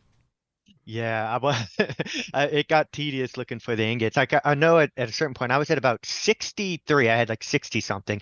And I was like, well, Everett only asked for 10 anyways. What am I looking for these other ones Yeah. for? Like, what is Ray talking about? So Completionism. yeah, well, so I went and I looked up online. I wanted to see what the rewards were. And I saw what they all were. And then I saw one of them was this gun, the perforator, which that to get that one, you need to get to 90 ingots, and I'm sure we'll go through all the stuff you can get here, but that's like this unique infiltrator gun that with the silencer, and so I was like, all right, so that is my goal. I just want to get to 90, and I was at 63 then, and I spent quite a while going around looking for everything, and then somewhere at around 84, I was losing my mind. I was having these Star Core flashbacks from Fallout 70 or Fallout 4, right? Searching for and there are twice as many. Yeah, and so I was like, I know there's I know there's a video, and I started to go and watch a video just to like see and like find them all. And I was like, no, I can't do it. I can't do it. Yeah, I have to do this on my own, for true. And then I was at 86 ingots, and I saw over on the left-hand side, they had this big long fence, and I could see that I could not tell how you get on the other side of the fence, but I saw some ingots sitting over there somewhere. Just teasing you. Like yeah, and I was like, so how do I get to those? I'm looking at all these tubes and everything that you can walk across. It's like, how do you even jump from there? And the only thing I could see, there must be an easier way, but they had this big, they had that big tall building in the back there that so I was like, all right, if I get up on that building and go all the way over, that's Jump a long off the drop building. down. I don't know. And so I get up there and I go, and that's the only way I could think. And I tried once to drop down and I die. And I was like, okay, well, fine. But I had saved right before I was ready to die. And I was like, okay, so I took a buff out. I think I took a buff, or I took a Med-X and became addicted to Med-X. It only takes one. That's what they tell you. Yeah. Just say no. So, but then I jumped down and I died again. And I was like, well, is there anything? I can't figure out what to do. And so finally I took a Med-X and a buff out, because a buff out also increases your endurance, I think, and all that stuff. And I was like, I tried one more time, and I jumped down. It's like, oh, and he's like, I don't know, not quite broken legs or anything, but I had hardly any health and anything, but he was alive. And I went back there and I got those happened to be 4 ingots. That's exactly what I needed. I was at 86. I was like, all right, 90, I'm out of here. As I'm at squatulating. That's for Lee. For Absquatulating. Oh my goodness.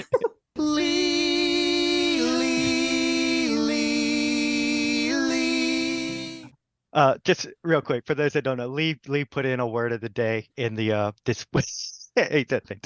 Lee put in a word of the day in the Discord this week for absquatulate, which means to leave abruptly.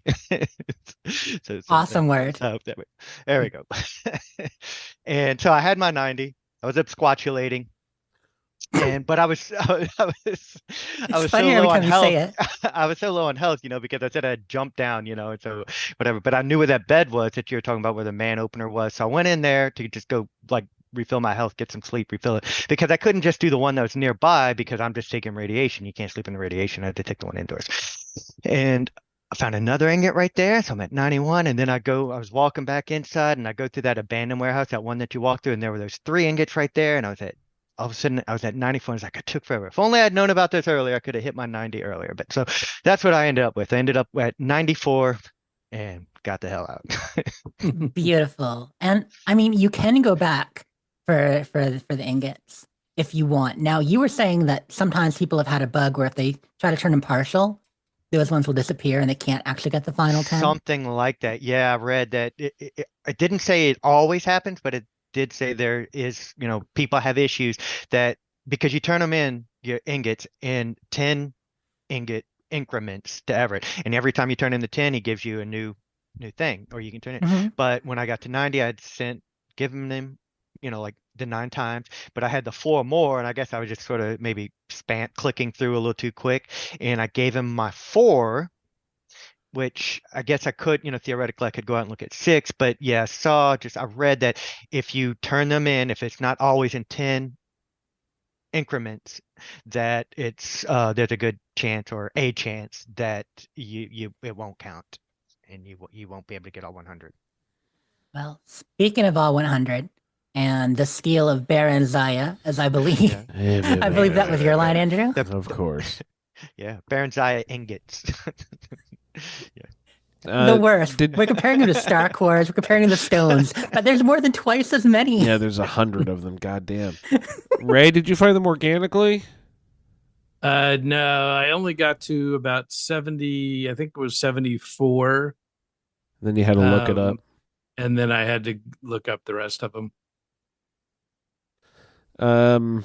And if you had to put a stopwatch on it, how couple hours, 30 minutes? I was 8 hours. I was in there for a long time. Nah, not that long, but it was definitely it was a slog. It took me 2 nights, but only a couple of hours a night. But it took me a couple of nights, so a few hours. I would say probably like 4 or 5 hours a night. Even I'd looked up. I wanted to see how much time I had before these, and I was like, okay, how long did this DLC take? And they say, and I read that typically the entire DLC, including the ones for our schedule next week, or 2, that all of it together is like 4.5 or 5 hours. Yeah, but that's not completionist with the right. with the Ignox. Yeah, that's like I've been in the still yard for an hour, and I'm definitely not even at 50. I'm probably in 30, and you could have been playing Balatro. So life is all about choices, and you guys chose to spend hours there. But so after you find 10 of them, you don't even have to turn them in. You just find them. Yeah.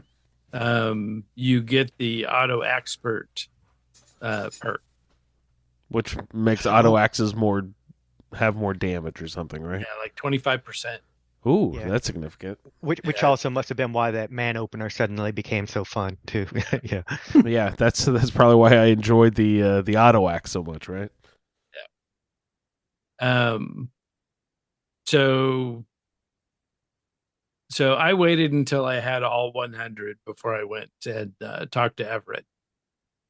And so then you just go through 10 ingots at a time, did turning him in. Did he shit himself? Like, oh, hot damn, son. he definitely gets excited as you get deeper into it. So he does. The first 10 you get a new slave outfit. So, oh yay! Yeah, fancy new duds.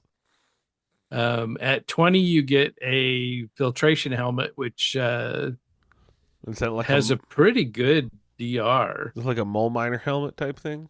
Yeah, but it also gives it's really high for a helmet. I can't remember what it is now.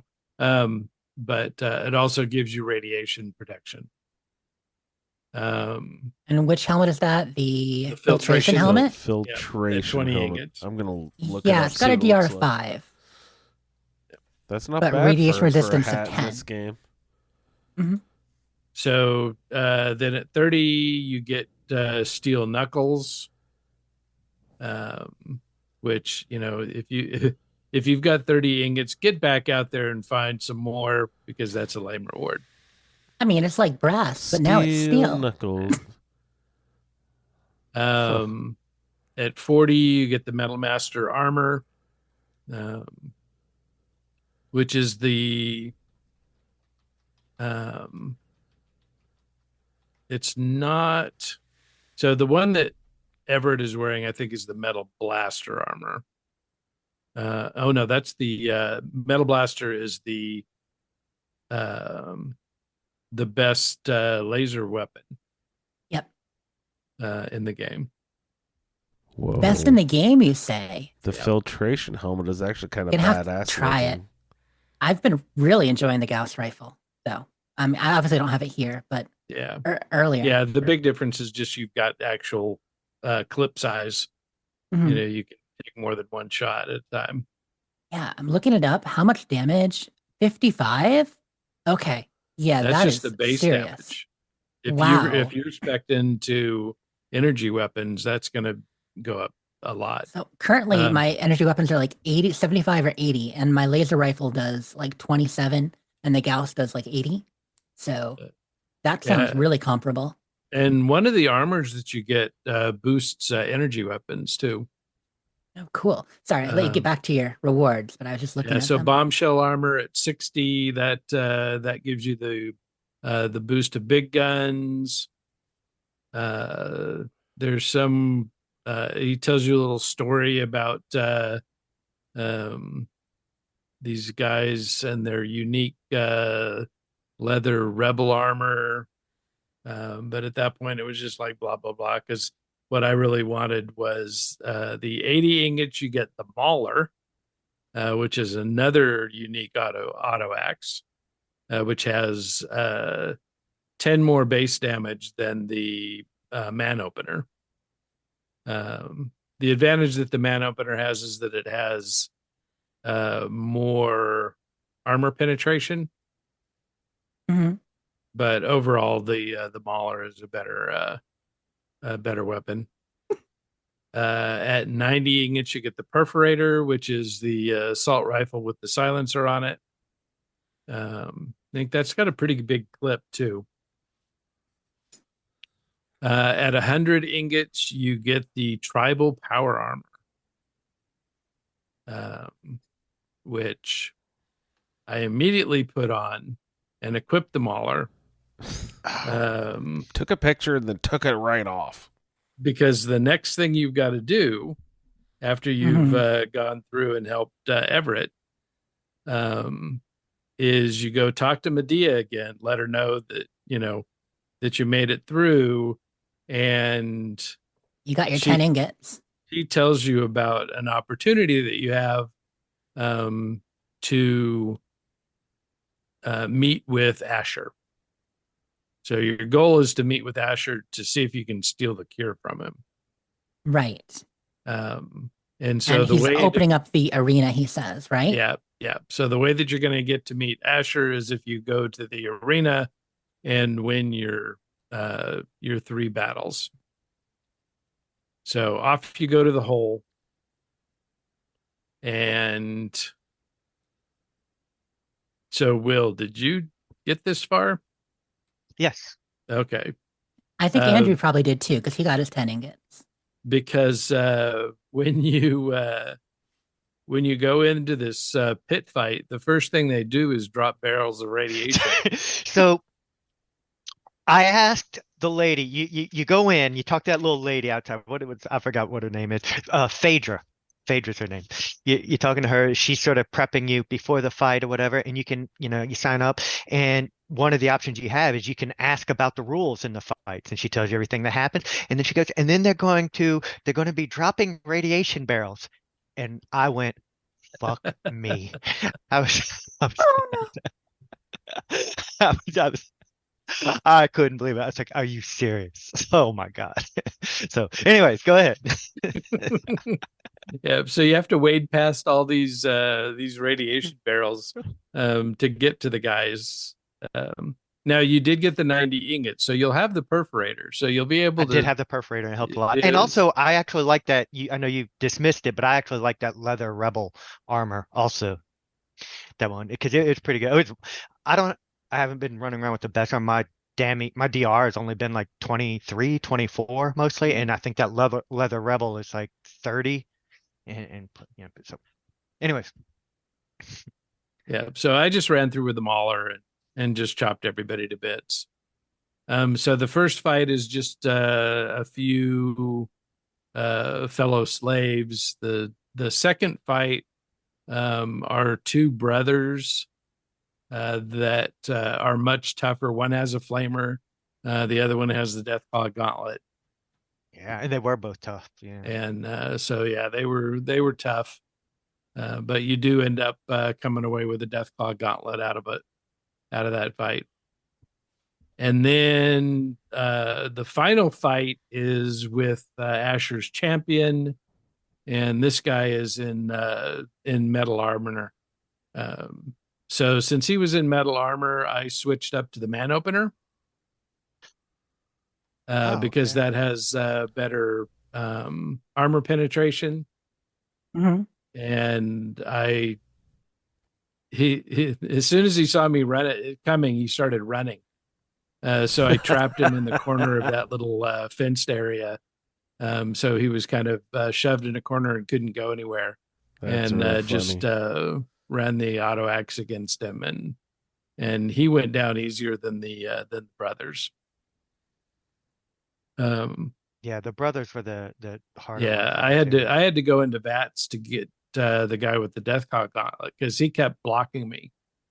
And so he's slowing down my attack, and his brother's standing behind me, cooking me with the flamer. But I was in the tribal power armor, so I was pretty well protected. I did come away with quite a bit of radiation during that the fight with the brothers because it took so long.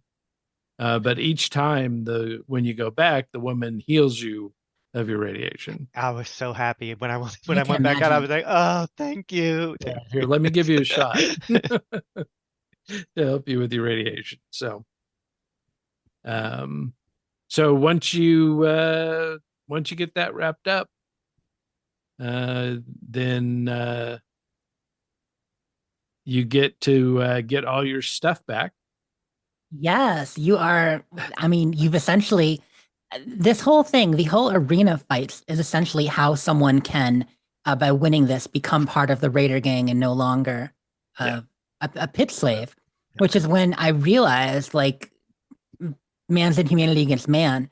Because, I mean, I haven't played this, but I remember, is that the fact that these people are lording over their fellows like that. Like, I can't even imagine, like I imagine that the total number of people, of course, are more than we see. Like that's always the case, when you're playing a Bethesda game that, you might only see like 20 slaves and like 15 raiders or whatever. And obviously it's proportionate. There are a lot more slaves there. And so they don't all know each other.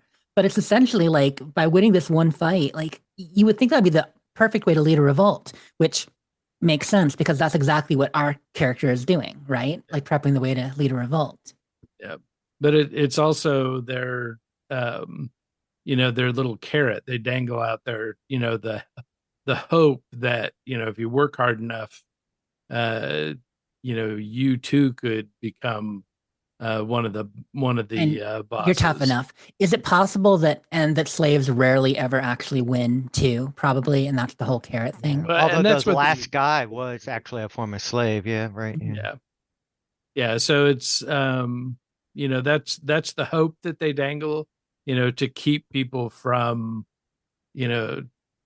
feeling the utter hopelessness that fosters revolt. So, did they say how often they do this? How often they do the arena thing? Just every once in a while? Yeah, it's not really stated. I didn't really see anything. Okay. Another little benefit I had, or like I got excited about, talking about all my little radiation woes, is at the completion of it all. Not only did she help cure your radiation between it, but you're awarded a perk that helps with radiation. Yeah. Go. So once you finish the fight, you get the Pit Fighter perk, which does give you the boost to radiation resistance. Little 3% to damage and radiation. So a lot of good little perks here. Yeah, there's a bunch of good rewards all throughout. Yeah, I did think it was funny when Everett or whoever was loading us up with all those weapons and stuff, and like I have the perforator, like you said, and then they made us turn over our weapon when we go right in. But then I can just walk down the street as a slave with like an assault rifle on my back. Yeah, and power armor. You're hiding it. You're just hiding it well. Yeah. But it is kind of funny that Everett is giving you all that stuff. And even I think he says, right, that he shouldn't be. Like, but yeah, why are they equipping a slave for getting all the ingots? I mean, I guess it's going to help you live, but man, you are in better armor than anybody except for Asher, right? With that tribal power armor. Yeah. Hmm. Yeah. And it's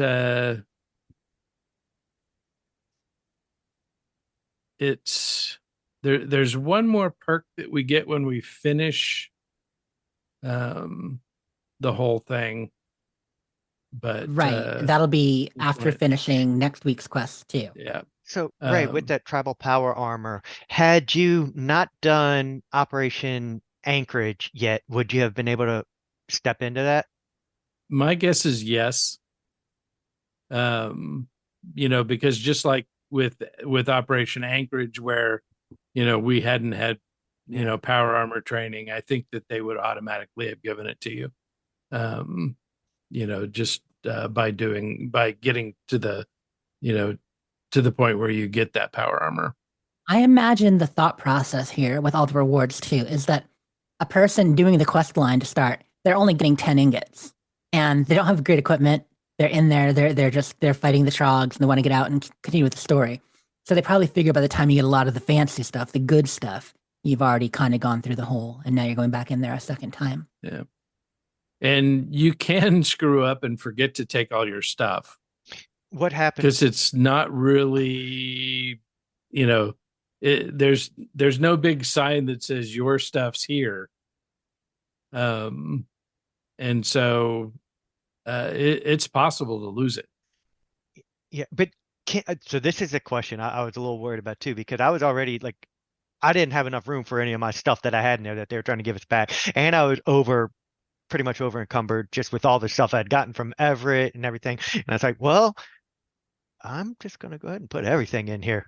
So I put all, yeah. So I was like, this is my new storage thing, hopefully, because that was in a different location than the box. Yeah. So when they first took your stuff, that's in a safe out in the yard. Yeah. So I'm going to keep my fingers crossed and hope that I can go to that other box or something sometime later, or come back to it and get it all. This will be a little gamble. Yeah. But yeah, my hope is to get a bit more. I would love to get up to at least the metal blaster. Get a good 50 ingots to be able to get that laser rifle if it's as good as you say. Yeah. And then maybe I'll call it quits because I don't I can go back later after I get my stuff back, if anything. But yeah. Or maybe I'll call it quits now, go do that, and then come back after. But I definitely would like that metal blaster. That sounds great. Yeah. Any other thoughts on this stuff before we get into games or anything? Yeah, I think that's about as far as we can go. My favorite interaction I had with the Trog was there's this really long fence that one would just sort of sniff you and follow like a dog with a postman, around this really long fence.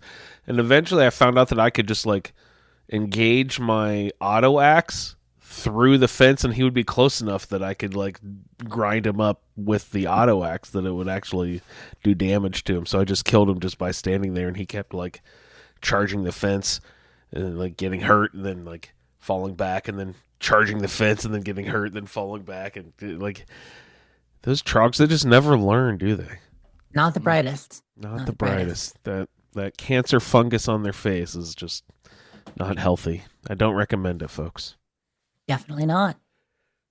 It's they're smaller than I remembered. I think it's because of playing in 76. They were a little bit larger in 76. Here they feel a little bit like hobbitses. Yeah, they're a little faster, a little sleeker, a little, I don't know. Yeah, their design is a little bit different. Mm-hmm. Which, they have to evolved be expected. Or devolved. Look at the ghouls, right? Right, exactly.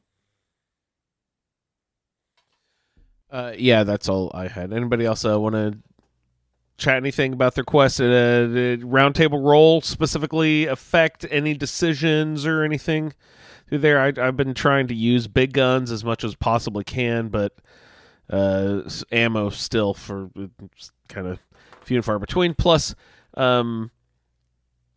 it's odd to try to play the big guns build when the first DLC was a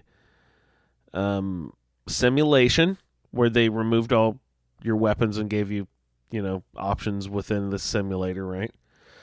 And the big gun of option, the one time you're allowed to choose, was a missile launcher, which of the big guns, the ones I would choose is not my option of choice. I like the flamer, the Fat Man is also pretty fun, but flamer, if you're gonna go with big guns, for me, is the big one. So they don't really let you use that. And then the second one, they also remove all of your weapons again. So even though I've had a big gun roll, the consequences of going into these DLCs is my options of big guns has severely been limited, so I haven't been able to use my big gun perk roll a lot. You know what I mean? Like it's been hard to incorporate that in, even though I've been trying. It's good for base game once you get some equipment. Once you get the equipment, like the Gatling laser from Operation Anchorage and other such things. See, but I wanted to play last night, but right, okay, in Fallout 3, if you're in the DLC, you can't leave them, right? Yep, only point lookout. Yeah. The other three you cannot. So I couldn't play. I was like, well, crap, I don't want to get ahead and forget everything. So I guess I don't play Fallout 3, because I wanted to hop back into the mainland and go get a couple levels under my belt or something, But hard thing about with this DLC, skipping 2 weeks. Like, the great thing is with Anchorage and with Mothership Zeta, doing it all at once, so you can do it as a straight shot. But this one, you've got a 2-week gap. But I mean, you can do it next week and only be a week ahead, which isn't too bad. I know you like to do it pretty close to the show. I'm not too worried about that. I just it just stinks that you're locked in. You know what I mean? I just completely feel you on the build. I'm an energy weapons character, so it's like the same deal. It's like an early 90s church lock-in over here. Mm-hmm. We're getting crazy. All right. That's thoughts on the roundtable. Did you find the flamer in the steel yard? No, I got the fuck out of there, Ray. As a matter of fact. Oh, okay. So where's the flamer in the steel yard? Should I look it up? Is it worth looking up? I don't remember. You don't got to tell me. I can look it up if you think it's cool. I just saw it when I was going through. I didn't pick it up because it wasn't something I needed. And so far with the flamer, it's not finding the flamer. It's the issue. It's the fuel. I always have 6 fuel. I'm like, God damn it. I found the flamer, but I had hardly any fuel to make it worth it. I think it was in that supply building when you... I probably found the same one. Yeah, and I found a few stashes of flamer fuel. But even that, you don't burn ever... through it so quick. Yeah, I want a stash of 500, not 5. 9. Yeah, exactly. It's like, yay, that'll seriously cover 3 seconds of trigger pull right there. That is it. Yeah. But anyway, I've been trying to incorporate it. And anybody have any roundtable incorporation? No, just mine was pretty straightforward with the melee build. Yep. Trying to survive. And that's the reason I was trying to go for that gun at 90 ingots, even though it's probably a pretty good gun I wanted anyways. But I was assigned sneak, and it's a silenced one, you said? Silenced weapon. Yeah, nice. Yeah. I will reiterate. Pitt expeditions much easier. Now, if anybody in Anchorage used the Gary and went to excessive lengths to stockpile ammunition, they're going to have an opportunity in the pit to repurpose one of those ammo types to something different. So if you've taken up a 44 Magnum since you left Anchorage, and you've got 20,000 5.56 rounds in your inventory now, you can convert those to the 44 ammo and be set for life on that. What, they have an ammo converter or something? Yeah. That's pretty sweet.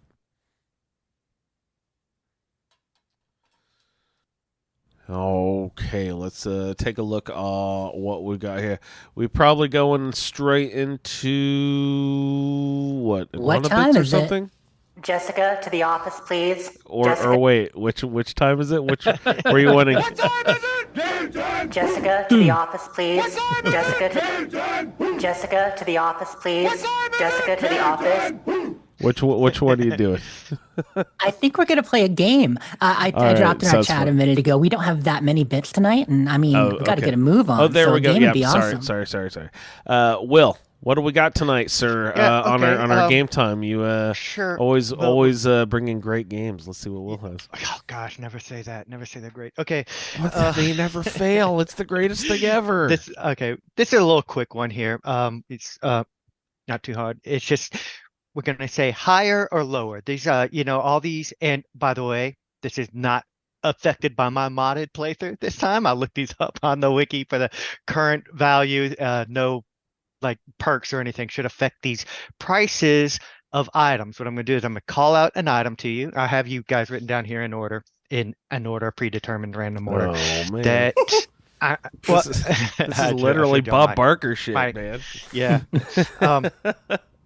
So I will say an item, and then we're going to start here with a pre-war book, which it's weight. Okay, so what we're trying to do is you're going to say whether the weight to value ratio is higher or lower than the one that was just before. So we're starting with a pre-war book. Its value to weight ratio is 5, meaning you get 5 caps for it. It weighs 1 pound or whatever it is, right? Wow. Where are you doing unit pricing? This is like supermarket sweep here. Yeah. So the initial one we're starting out with is pre-war book at 5. We are going to go next. Worth 5. Andrew. I don't believe you that's worth 5. Is it really? It's worth 5 caps. Yeah, it's pre-war, amazing. not the dirty one. Pre-war. You're right. Okay, I was not considering that. Okay. Aren't those worth 100 caps? Well, if you go over there to the little library, is it in the library, the Arlington Library, or Arlington? Yeah. Depends on who you sell it to. Yeah. But okay, so Andrew, yes, a crutch, is that higher or lower than 5? I would say a crutch would be lower, Bob. It is lower. It would be 2.5. It also is worth 5 caps, but it weighs 2 pounds. So it's 2.5. 2.5. Okay, so we're doing the value ratio. Okay. Yeah, so you're gonna have to figure out, because some things are obviously like have a very high value, but they're super heavy. So the weight to value ratio is going to be pretty bad on it. Okay, so Ray, an ashtray. We're trying to go higher or lower than the 2.5. So okay, so you're using the previous object crutch, which was 2.5. Okay. I'm going to say lower. Lower. It is 1. All right. So meaning it has a value of 1 and a weight of 1, right? Yes, that one does. I have these written down. I can tell you what they all are. Jess, Nuka-Cola truck. Well, no place to go but up from the ashtray, so higher. Okay, correct. That is 2.5 value. It weighs 5 pounds. Or 5 gold, weighs 2 pounds. 5 gold? Gold cap. So much. I've been playing too much. So much more valuable than a cap. Okay, so Andrew, a baseball glove. Oh, that's got to be more than a toy truck, right? Come on, let's go up. Yes, let's higher. go up. It is. It's you get 4 caps for it, and it only weighs 1 pound. So Ray, a spork. I'm going to say lower. Lower, correct. That is 2 caps, weighs 1 pound. Jess, coffee weighs pot. a pound. It does. Inefficient eating. Bobby Good pins Lord. also weigh like Like a decade ago, I was given a titanium spork as a present. It's the lightest spork. It weighs almost nothing. Made out of titanium. It's like awesome. 14 pounds. That's it. But that is obviously made out of straight up ingots. So, okay, what's my item? A coffee pot. A coffee pot will have a slightly higher value ratio than a spork because coffee is precious. It is lower. That is No way. You get one cap for it, and it weighs 1 pound. Must be some kind of French press BS. Wait, Okay. coffee maker's only a pound? Yeah. Or it's a coffee pot is the thing. Oh, coffee yeah, so pot. that was just okay. Back to Andrew. Damaged garden gnome. Damaged garden gnome versus it was coffee pot, right? It was the coffee pot. Yes, that was Chester copper pot. the coffee pot you got was worth 1 cap, weighed 1 pound. And a garden gnome Damaged garden gnome will be heavy, though valuable low, probably. I don't know. Is it one of those things that would weigh like 5 or 10 pounds but only have a value of 1? So like its value ratio would be like 0.2 or something? Like let's go lower. Let's go lower. Very good. 0.25 value ratio. Yeah, look at that. 1 cap, Science. you get 1 cap for it, and it weighs 4 pounds. Good job, Look at Andrew. that. I think you just won, Andrew. Okay. Ray, a camera. I'm gonna go higher. Higher, correct. It has a value Hard of to go- 5. Hard to go lower than 0.2. Uh-oh, I should have done this one. Okay. Jess. Intact garden gnome. Oh, the gnome is intact. Oh, that's got to be super valuable, though, right? You know what? Lower. I would get same price, just different name. It is lower, and it actually has a lower value than the damaged garden gnome because it weighs more. It's intact. Oh. It has the same value, but it weighs more. Has both arms. Ridiculous. So that is 0.2 for the garden gnome. Oh, good Lord. That is funny. So we're back to Andrew with a rake. That's got to be more because you can't go lower. It is 0.5. Yep. Which 2 caps is for 1 pound. barely. I'm a little bold with that. Okay. And these are mostly random, so that's why some of these might be. Okay. Ray. So Ray, pack of cigarettes. Higher.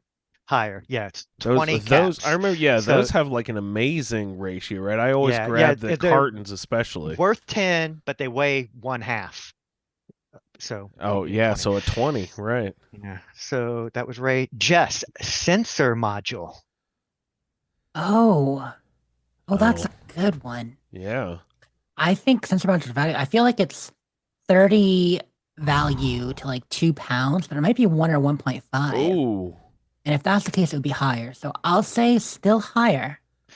It is lower. You nailed it with the 30 caps in 2 Nice. pounds, by the way, which puts you at is it? 15. Okay. Yeah. Yeah, I was Oh, thinking maybe it was great. like 1.5. Close. Second X for you. You were close. I can't believe you exactly nailed the 30 caps in 2 pounds. That's That was awesome. great. Andrew, steam gauge assembly.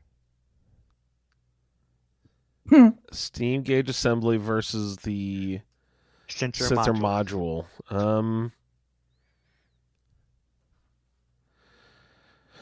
Let's see. The sensor module probably has more value packed into lighter weight, so the steam module would have less value ratio, I believe. Lower. Yep. 25 caps at weighing Wicked in heavy. at 10 pounds. Yep. Yeah. I didn't specify, but I assume y'all know this is all Fallout 3. Okay. Yes. Yeah. So, Ray, scissors. Lower. Lower. Yep. 3 caps at 1 pound. Even lower than wow. Okay. Oh, wait. Good Wait. call, Jess. No, you're right, because it was the steam gauge assembly, which was 2.5. Sorry, The Ray. scissors are 3 caps, or 3 weighs 3 pounds at 1. Worth 3 caps, weighing 1 0.3? pound, so it's 3. So that was Okay. higher. So 1x. Higher. That was a close one. Yeah, good catch, Jess. I'm sorry. I'm sorry, Ray. I'm I glad didn't you, mean to. I was just That's questioning. okay. Keep your tabulations on me or whatever. Okay, so back to Jess here with a toy car. She already had that. No, we had a What was it? Toy truck. New toy Nuka truck. truck. Nuka Yeah. truck. Nuka-Cola truck. So the last one was 2.5. Toy car. Is The it last one was 3. The scissors were 3, so that's what 3? you're. Okay. Is a toy car 5-1 or 2-1? What was the truck? Do you remember what the truck was? I think truck was 3. I'm gonna go with lower than scissors. It is 5-1. You keep getting them wrong, even though you guessed their value right. Yeah, And the I'm weight. just second guessing myself. I feel like I know him, but I don't. That's 3. We can keep on going here. I had a whole bunch of these, and I was going to say we would go until people get, as soon as they get 3 wrong, they're eliminated to get to the winner. But I don't think we'll just keep going. I have a few more because I have so many. We'll save like some of the rest of these for another time, maybe a couple of weeks. But so a few more. So that was a toy car. Andrew, Yes. Ramen skull. Brahma Skull's got to have like no value, so low. Yeah, it Yeah, did it's at nothing. 0.5, Yeah. 1 cap to 2 pounds. Lower. Ray, a teddy bear. Higher. Correct. That's 3 caps to 1 pound. Jess, motorcycle gas tank. Higher. Higher, 5, because you get 25 caps, weighs 5 pounds. It's a 5. Right at 5. Last round here, Andrew. Yes. Flour. Flour. O-U-R. Like Yeah, you grind the grist mill. Yes. I'm betting that has a 1-to-1 value to weight ratio. I bet you it's a 1. So it'd be lower than It the is 5. lower, but it's a 2-to-1 ratio. 2 so to it's 1. at 2. Okay. Okay, Ray, an iron. I'll say higher. It is lower. It is 0.4. It's worth 2 Yeesh. caps and weighs 5 pounds. And last one here, Jess, an ophthalmoscope or an ophthalmoscope. Well, I just want to hear you say that again. No. Please don't make me. So I would say higher. It is higher. I feel 4 like caps to anything. 1 pound. Yeah. So Andrew is the winner for this. Congratulations, Andrew. Well done. Ray got 2 wrong. Jess got 3 wrong. Andrew was perfect. Yay. And there was Schooled much him again, rejoicing. Andrew. This is 2 weeks, 2 weeks in a row. You schooled everyone. Oh God! So we'll You just schooled us. your check is in the mail, Will. He is gonna need a new headset with that head. my horse don't get much higher up here. All right, that was an awesome game. Thank you so much, Will. Hey Jess, I hear the secretary is about to summon you. Jessica, to the office, please. Jessica, to the office. Your iguana bits are ready. Please come pick them up. To the office. I think you're in trouble. She sounds Well, mad. She sounds they mad seem this to- week. Yeah, well, I think it's because she called me a little bit before that game, and now they're kind of cold. Well, that's okay. Cold bits are better than no bits. That's what I always Ew, say. they're congealed. You still get to eat those bits? Gross. Ew, they're not congealed. Ew. Although, okay, anyway, we Ew. won't go there. I was maybe think of Vienna sausages. You know, sometimes you get that little bit of, The gravy gets solid. Ish. yeah, it's not that bad. Anyway, iguana bits, we didn't have much this week, y'all. The magic cards are out. They're doing great. People are really enjoying them, playing with them. Fallout TV show. There was a new clip released last week. Finally, some controversy. Y'all knew it couldn't be all roses and daisies and walking hand in hand out of the vault skipping like in the No. Fallout 76 promo. No, I mean, there have been complaints all along from, of course, some people are not happy, but overall the sentiment has been really positive on the I don't first know. 2 trailers. There was some pretty heavy hand wringing. You know, oh my God, the director didn't make this for the fans. Oh, that's a whole nother thing. Yeah, that controversy for the fans talked about last week. But yeah. But the first 2 trailers, especially the most recent one, were really popular. They did do a full clip on the socials this past week, and it showed, kind of elaborated on some of the scenes we had seen in the trailer. So two of the things that hit the most in the trailer so far were the Ma June, the storekeeper, being like, "I thought all you dipshits were dead." People really liked that line. And then people also really liked the ghoul with the whole, "Well, that's just a small drop in a big old bucket of drugs." And, great lines. And so, but the trailers had been pretty serious and epic and sweeping. And so I think they're like, hey, people are liking the comedy. Let's drop a comedy clip. So we got to see more of the clip around the whole bucket of drugs line, where Lucy's kind of coming out.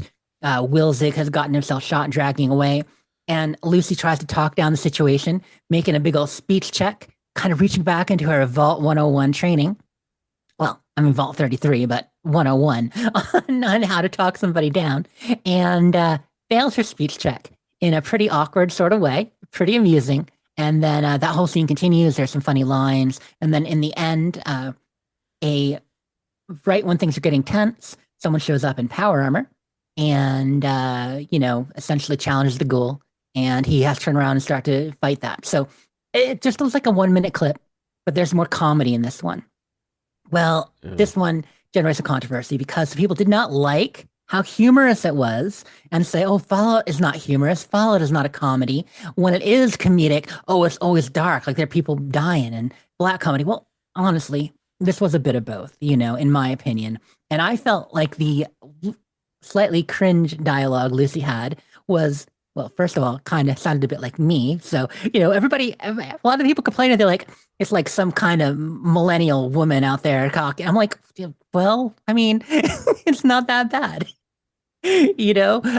Some of us do talk like that and do try to make the speech check roll. But they didn't like that. And then the thing that I was not the happiest with myself was the power armor when it comes down, using a bit of a jetpack mod, although a little bit different because there's also boosters, thrusters on the arms and hands. And so it was a little bit awkward as far as special effects go. Like it did feel a little bit floaty. I kind of think of it like Mary Poppins power armor, which is kind of floating down a little bit instead of the usual jump or jetpack. But it was a great clip. It was funny. It was still kind of showing what we see from the show, but it definitely caused more backlash than the previous two clips. And I think what Ray mentioned is part of why the whole thing we talked about last week about how not making this for the fans. Well, some self-proclaimed fans who only like the first two games especially are ready to jump down the throat of the show pretty bad right now. It's really all the poor neglected console players whose expectations are vanilla and not heavily modded like a PC Master Race people. That's got to be it. We can't handle the change. But no, it's a cool clip. Look it up if you want. We've been making Fallout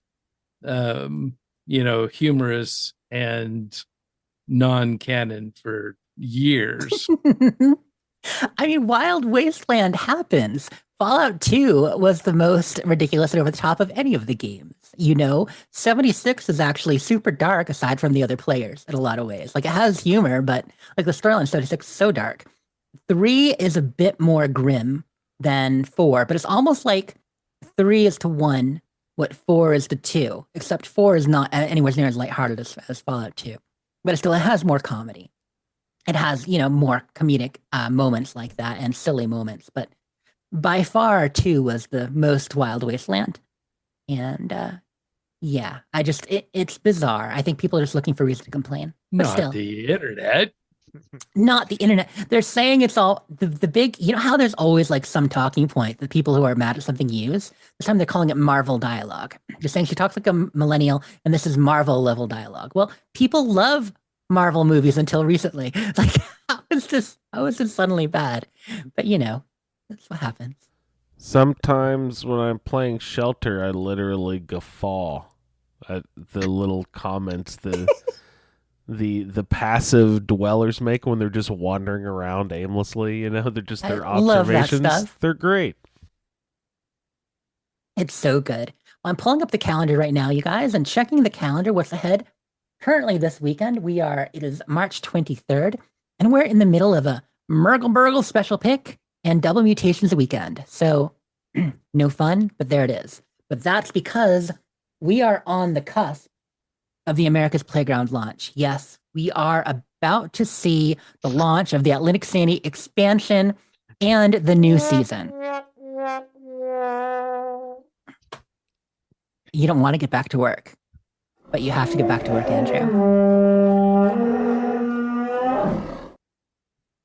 Oh, new game. Super Mutant Hound or Andrew groaning. But yeah, so the season's about to happen. That's the big thing coming up. And then the week after, we're going to start a Mothman Equinox. So all kinds of things coming on. I'm really excited about the Atlantic City expansion because remember, it's not just a new season, but it is also the whole, the couple new quests there, the open exploration of Atlantic City, meet new characters and storylines. And with the new season starting, I won't get into the whole season thing. We'll wait and see.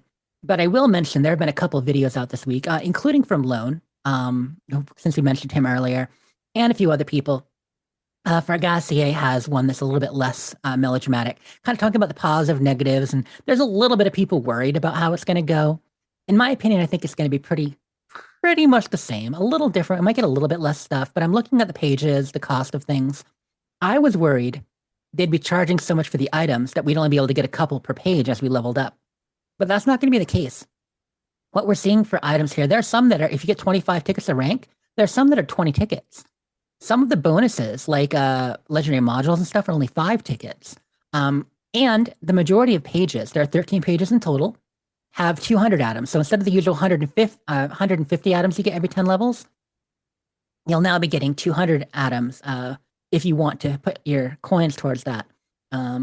Every 10-ish levels, there are 13 pages total on this. One of the biggest differences is there is no big bonus boost bunch of atoms at the very top, where you get that 500 at rank 100. Doesn't look like that's happening, but because you'll be able to choose when you buy items along the way, you can get them. There's also score boosters. For Fallout First, like before, you can choose to buy the score boosters.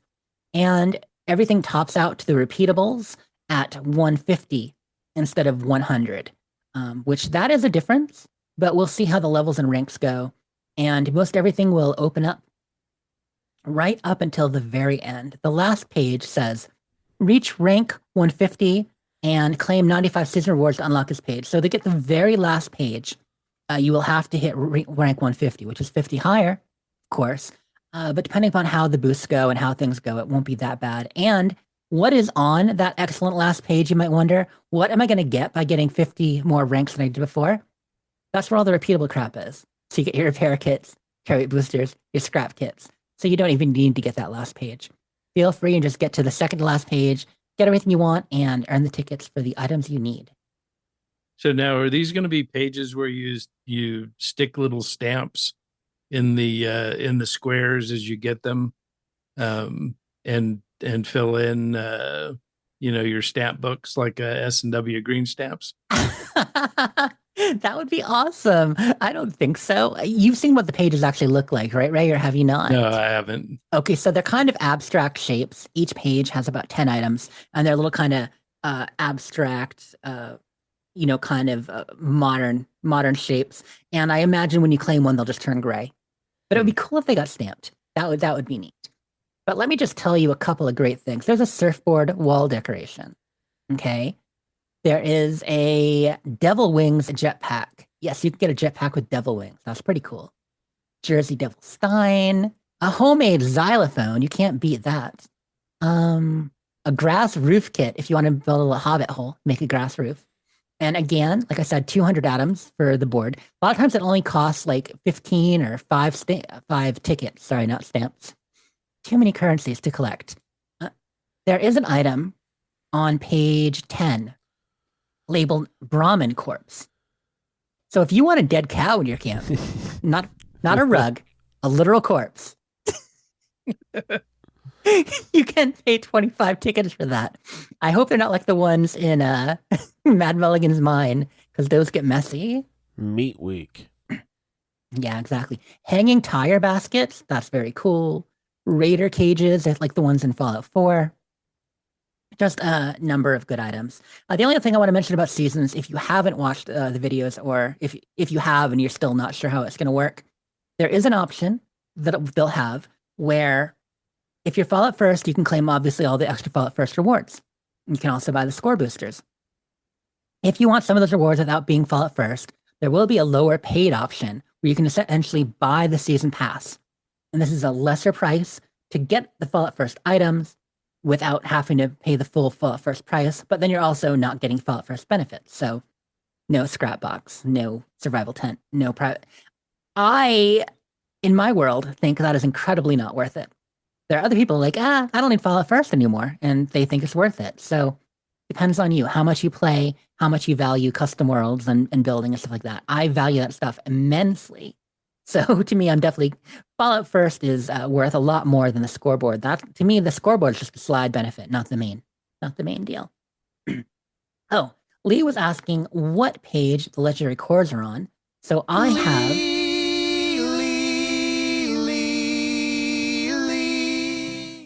perfect timing because I closed my thing. Lee, there are legendary cores on multiple pages because they are multi-redeem. You can get them as early as the first page. But if I'm going through, they're on page 1. They are on page... Well, page 1. So they're an option you can start buying right away if you want. Now, other things come up later. They're again on page 9. So page 1 and page 9. And it looks like they'll be part of the repeatables as well. So that's about it for the big iguana bits. I do want to mention the Starfield Steam test release has been updated, much to Ray's chagrin. Or it has rolled out for everybody now, not just Steam users, it's on console and all that. There are so many fixes, I will not subject you to reading any of it. But I will say there's probably over 100 visual fixes, a good 50 gameplay fixes at least, maybe more, graphics, outposts, quests, all kinds of things. Log in if you had an issue before, there's a good chance it's fixed. There's also a chance something worked fine. You now have a new issue, as Ray was talking about, but hopefully not too many. The new photo mode has some really cool features. So not only do you get expressions and poses on yourself and companions, but the expressions have fine tuning. This is something I haven't seen in any photo mode in any game. So you can change your face to smile, frown, blah, blah, blah, like that. Shock, concern, worried. You can then open it up and in that fine tune them. You want to cock one eyebrow higher? You can do that. Do you want to have a bigger downturn on your frown? You can do that. It's actually customizing facial features bit by bit inside of the expressions photo mode.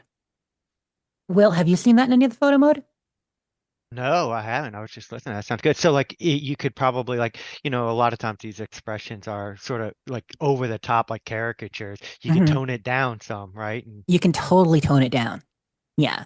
Now, I'm not sure if you can make the eyes look differently, like out of the side eye a bit more. Like I haven't played with it fully, but there are definitely some cool things you can do with that. So that's awesome.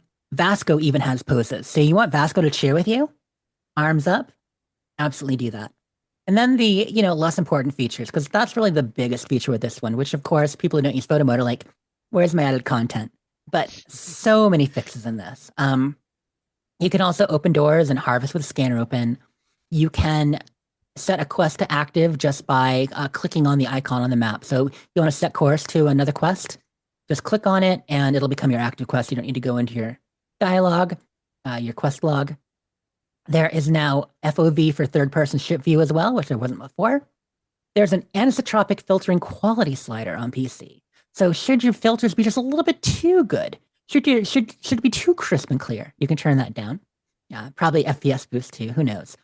Here's a good one. People who enjoy the Digipick Lockpick game, which honestly I think is a really cool system. Like Andrew said it first and a few other people, you can make that a game on its own on your phone. It might even be kind of a fun little puzzle. The biggest pain with it was exiting and re-entering or undoing both cost a Digipick. So if you want to go just one step, you would pay a full Digipick for that. And so you would often be like, well, I actually made the mistake 3 or 4 back. I'm going to just exit and start over. Now you can undo. You can go back one without spending a Digipick. So that will be a benefit. And let's see what else. That's about it. Everything else is, much more esoteric fixes and lots of little things, floating rocks and places people got stuck and all that. So I think that about wraps it up for me. Very nice. All right. Let's see. What else we got lined up for us this evening?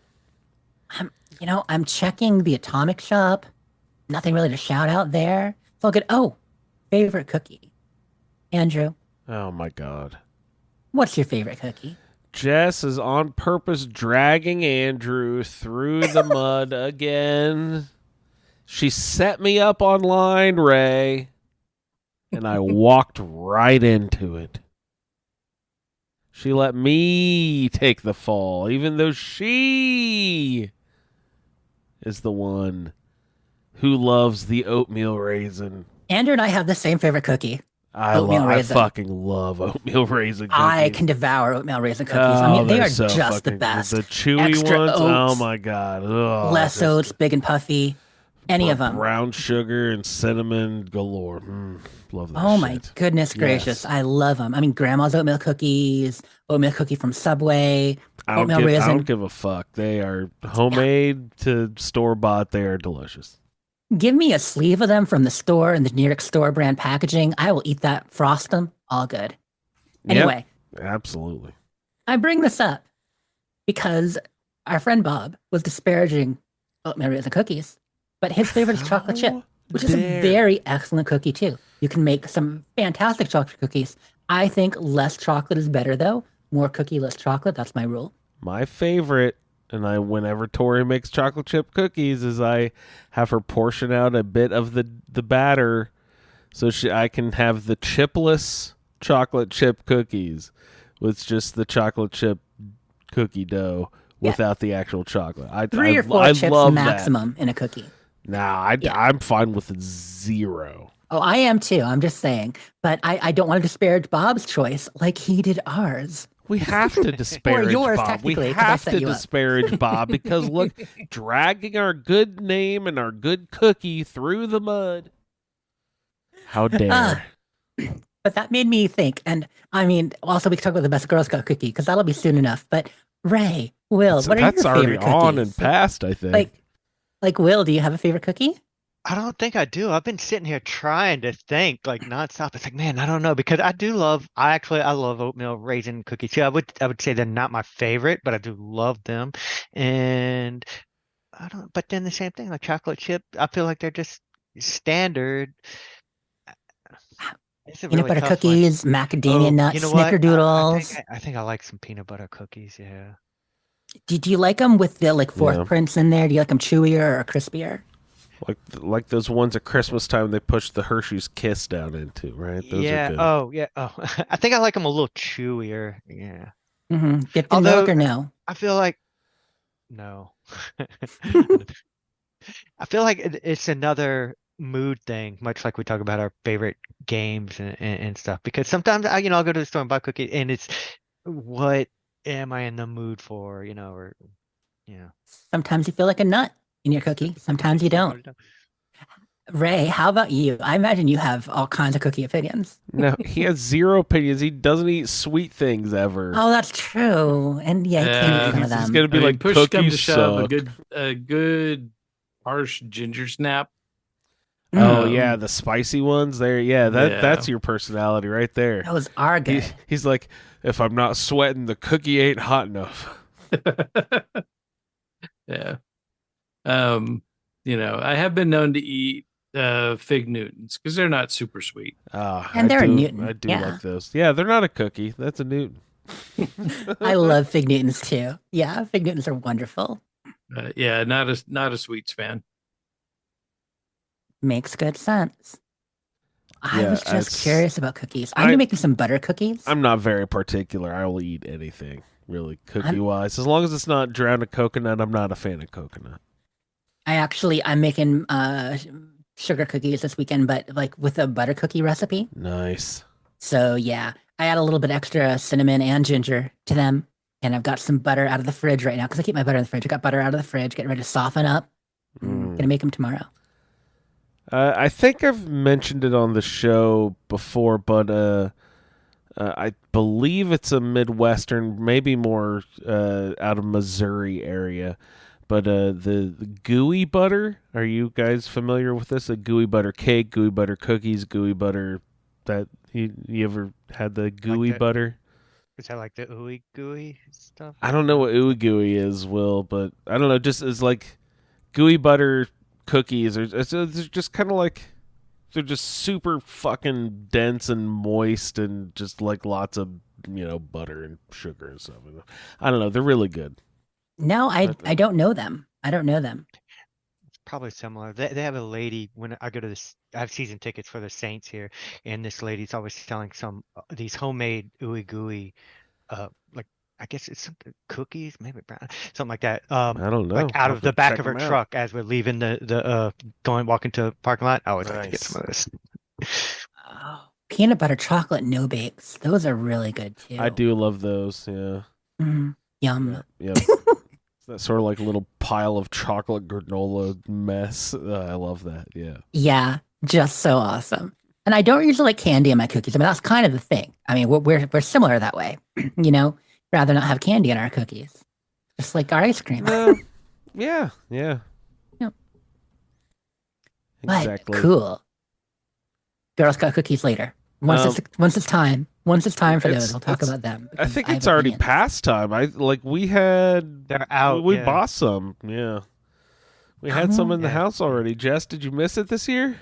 I missed it this year. Oh, I thought it was like May. It might be current, like right now, I think, because I know people have bought. I haven't seen them out, like in front of their stores where I usually see them selling them, but I know people that have bought some. Well, I will have to tag along on a friend's cookie order. Oh, boom. No, that's the do-si-dos, the tag-alongs, the peanut butter pinwheels, whatever they're called. There's two different peanut butter varieties that I love.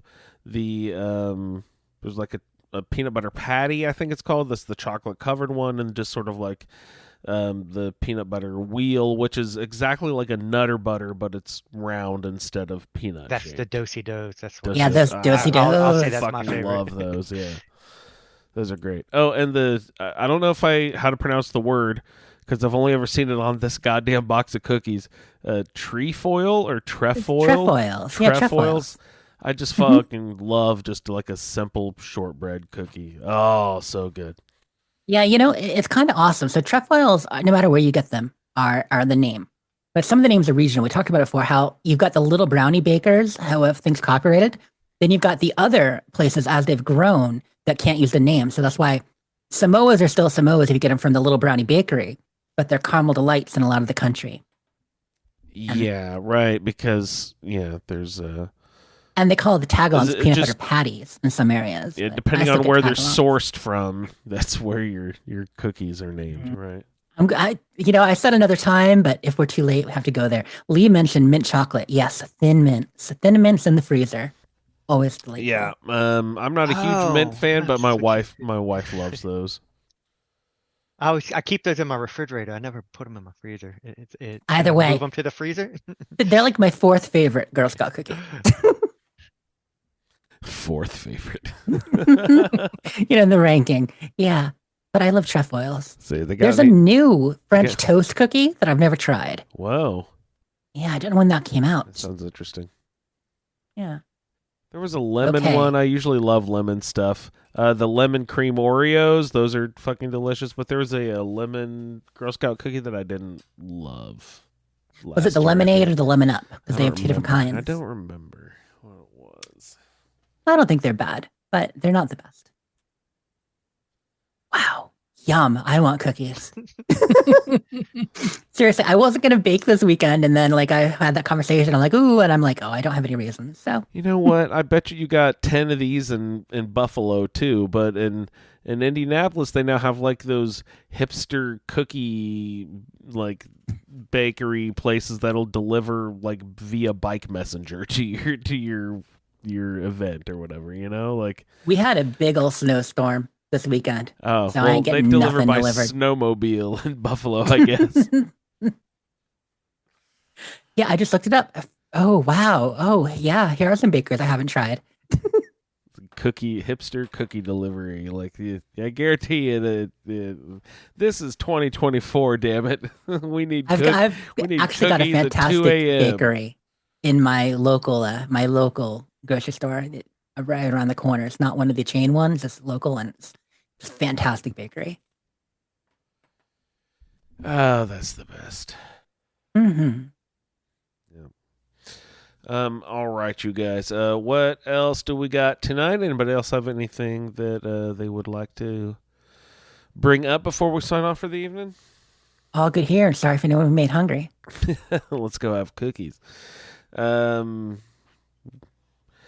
All right, and in that case, Will, thank you so much for joining us this week. Let us know where we can find you online, etc. If I am anywhere, it's probably just Will Wonka.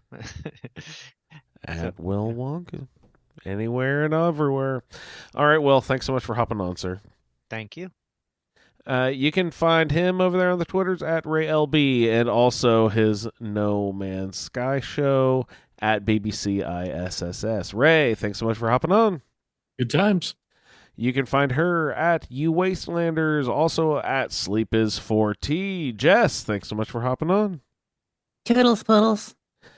You can find me in the A Skyrim Addict podcast and the Fallout Feed Facebook group. Join up over there. And you can find the show at the Fallout Feed. I'd like to thank everyone for downloading this edition of the Fallout Feed. I will see you in the wasteland. Thank you for downloading this episode of the Fallout Feed Roundtable.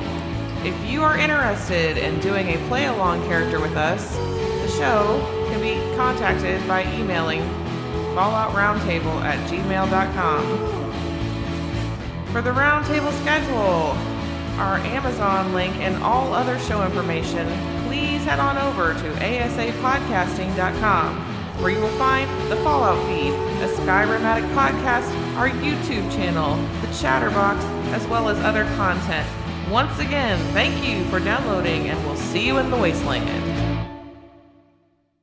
Because there was a chair, a rail, and a body. Absquatulate after I got that man opener. Repair the man opener. You're very creative with corpses. I loaded all my stuff into him. Deep bass. Stuffed him like a turkey. Deep, rich bass. We don't need some diseased whore tagging along. I'm going to need your clothes. You tell him to strip. Brass lantern.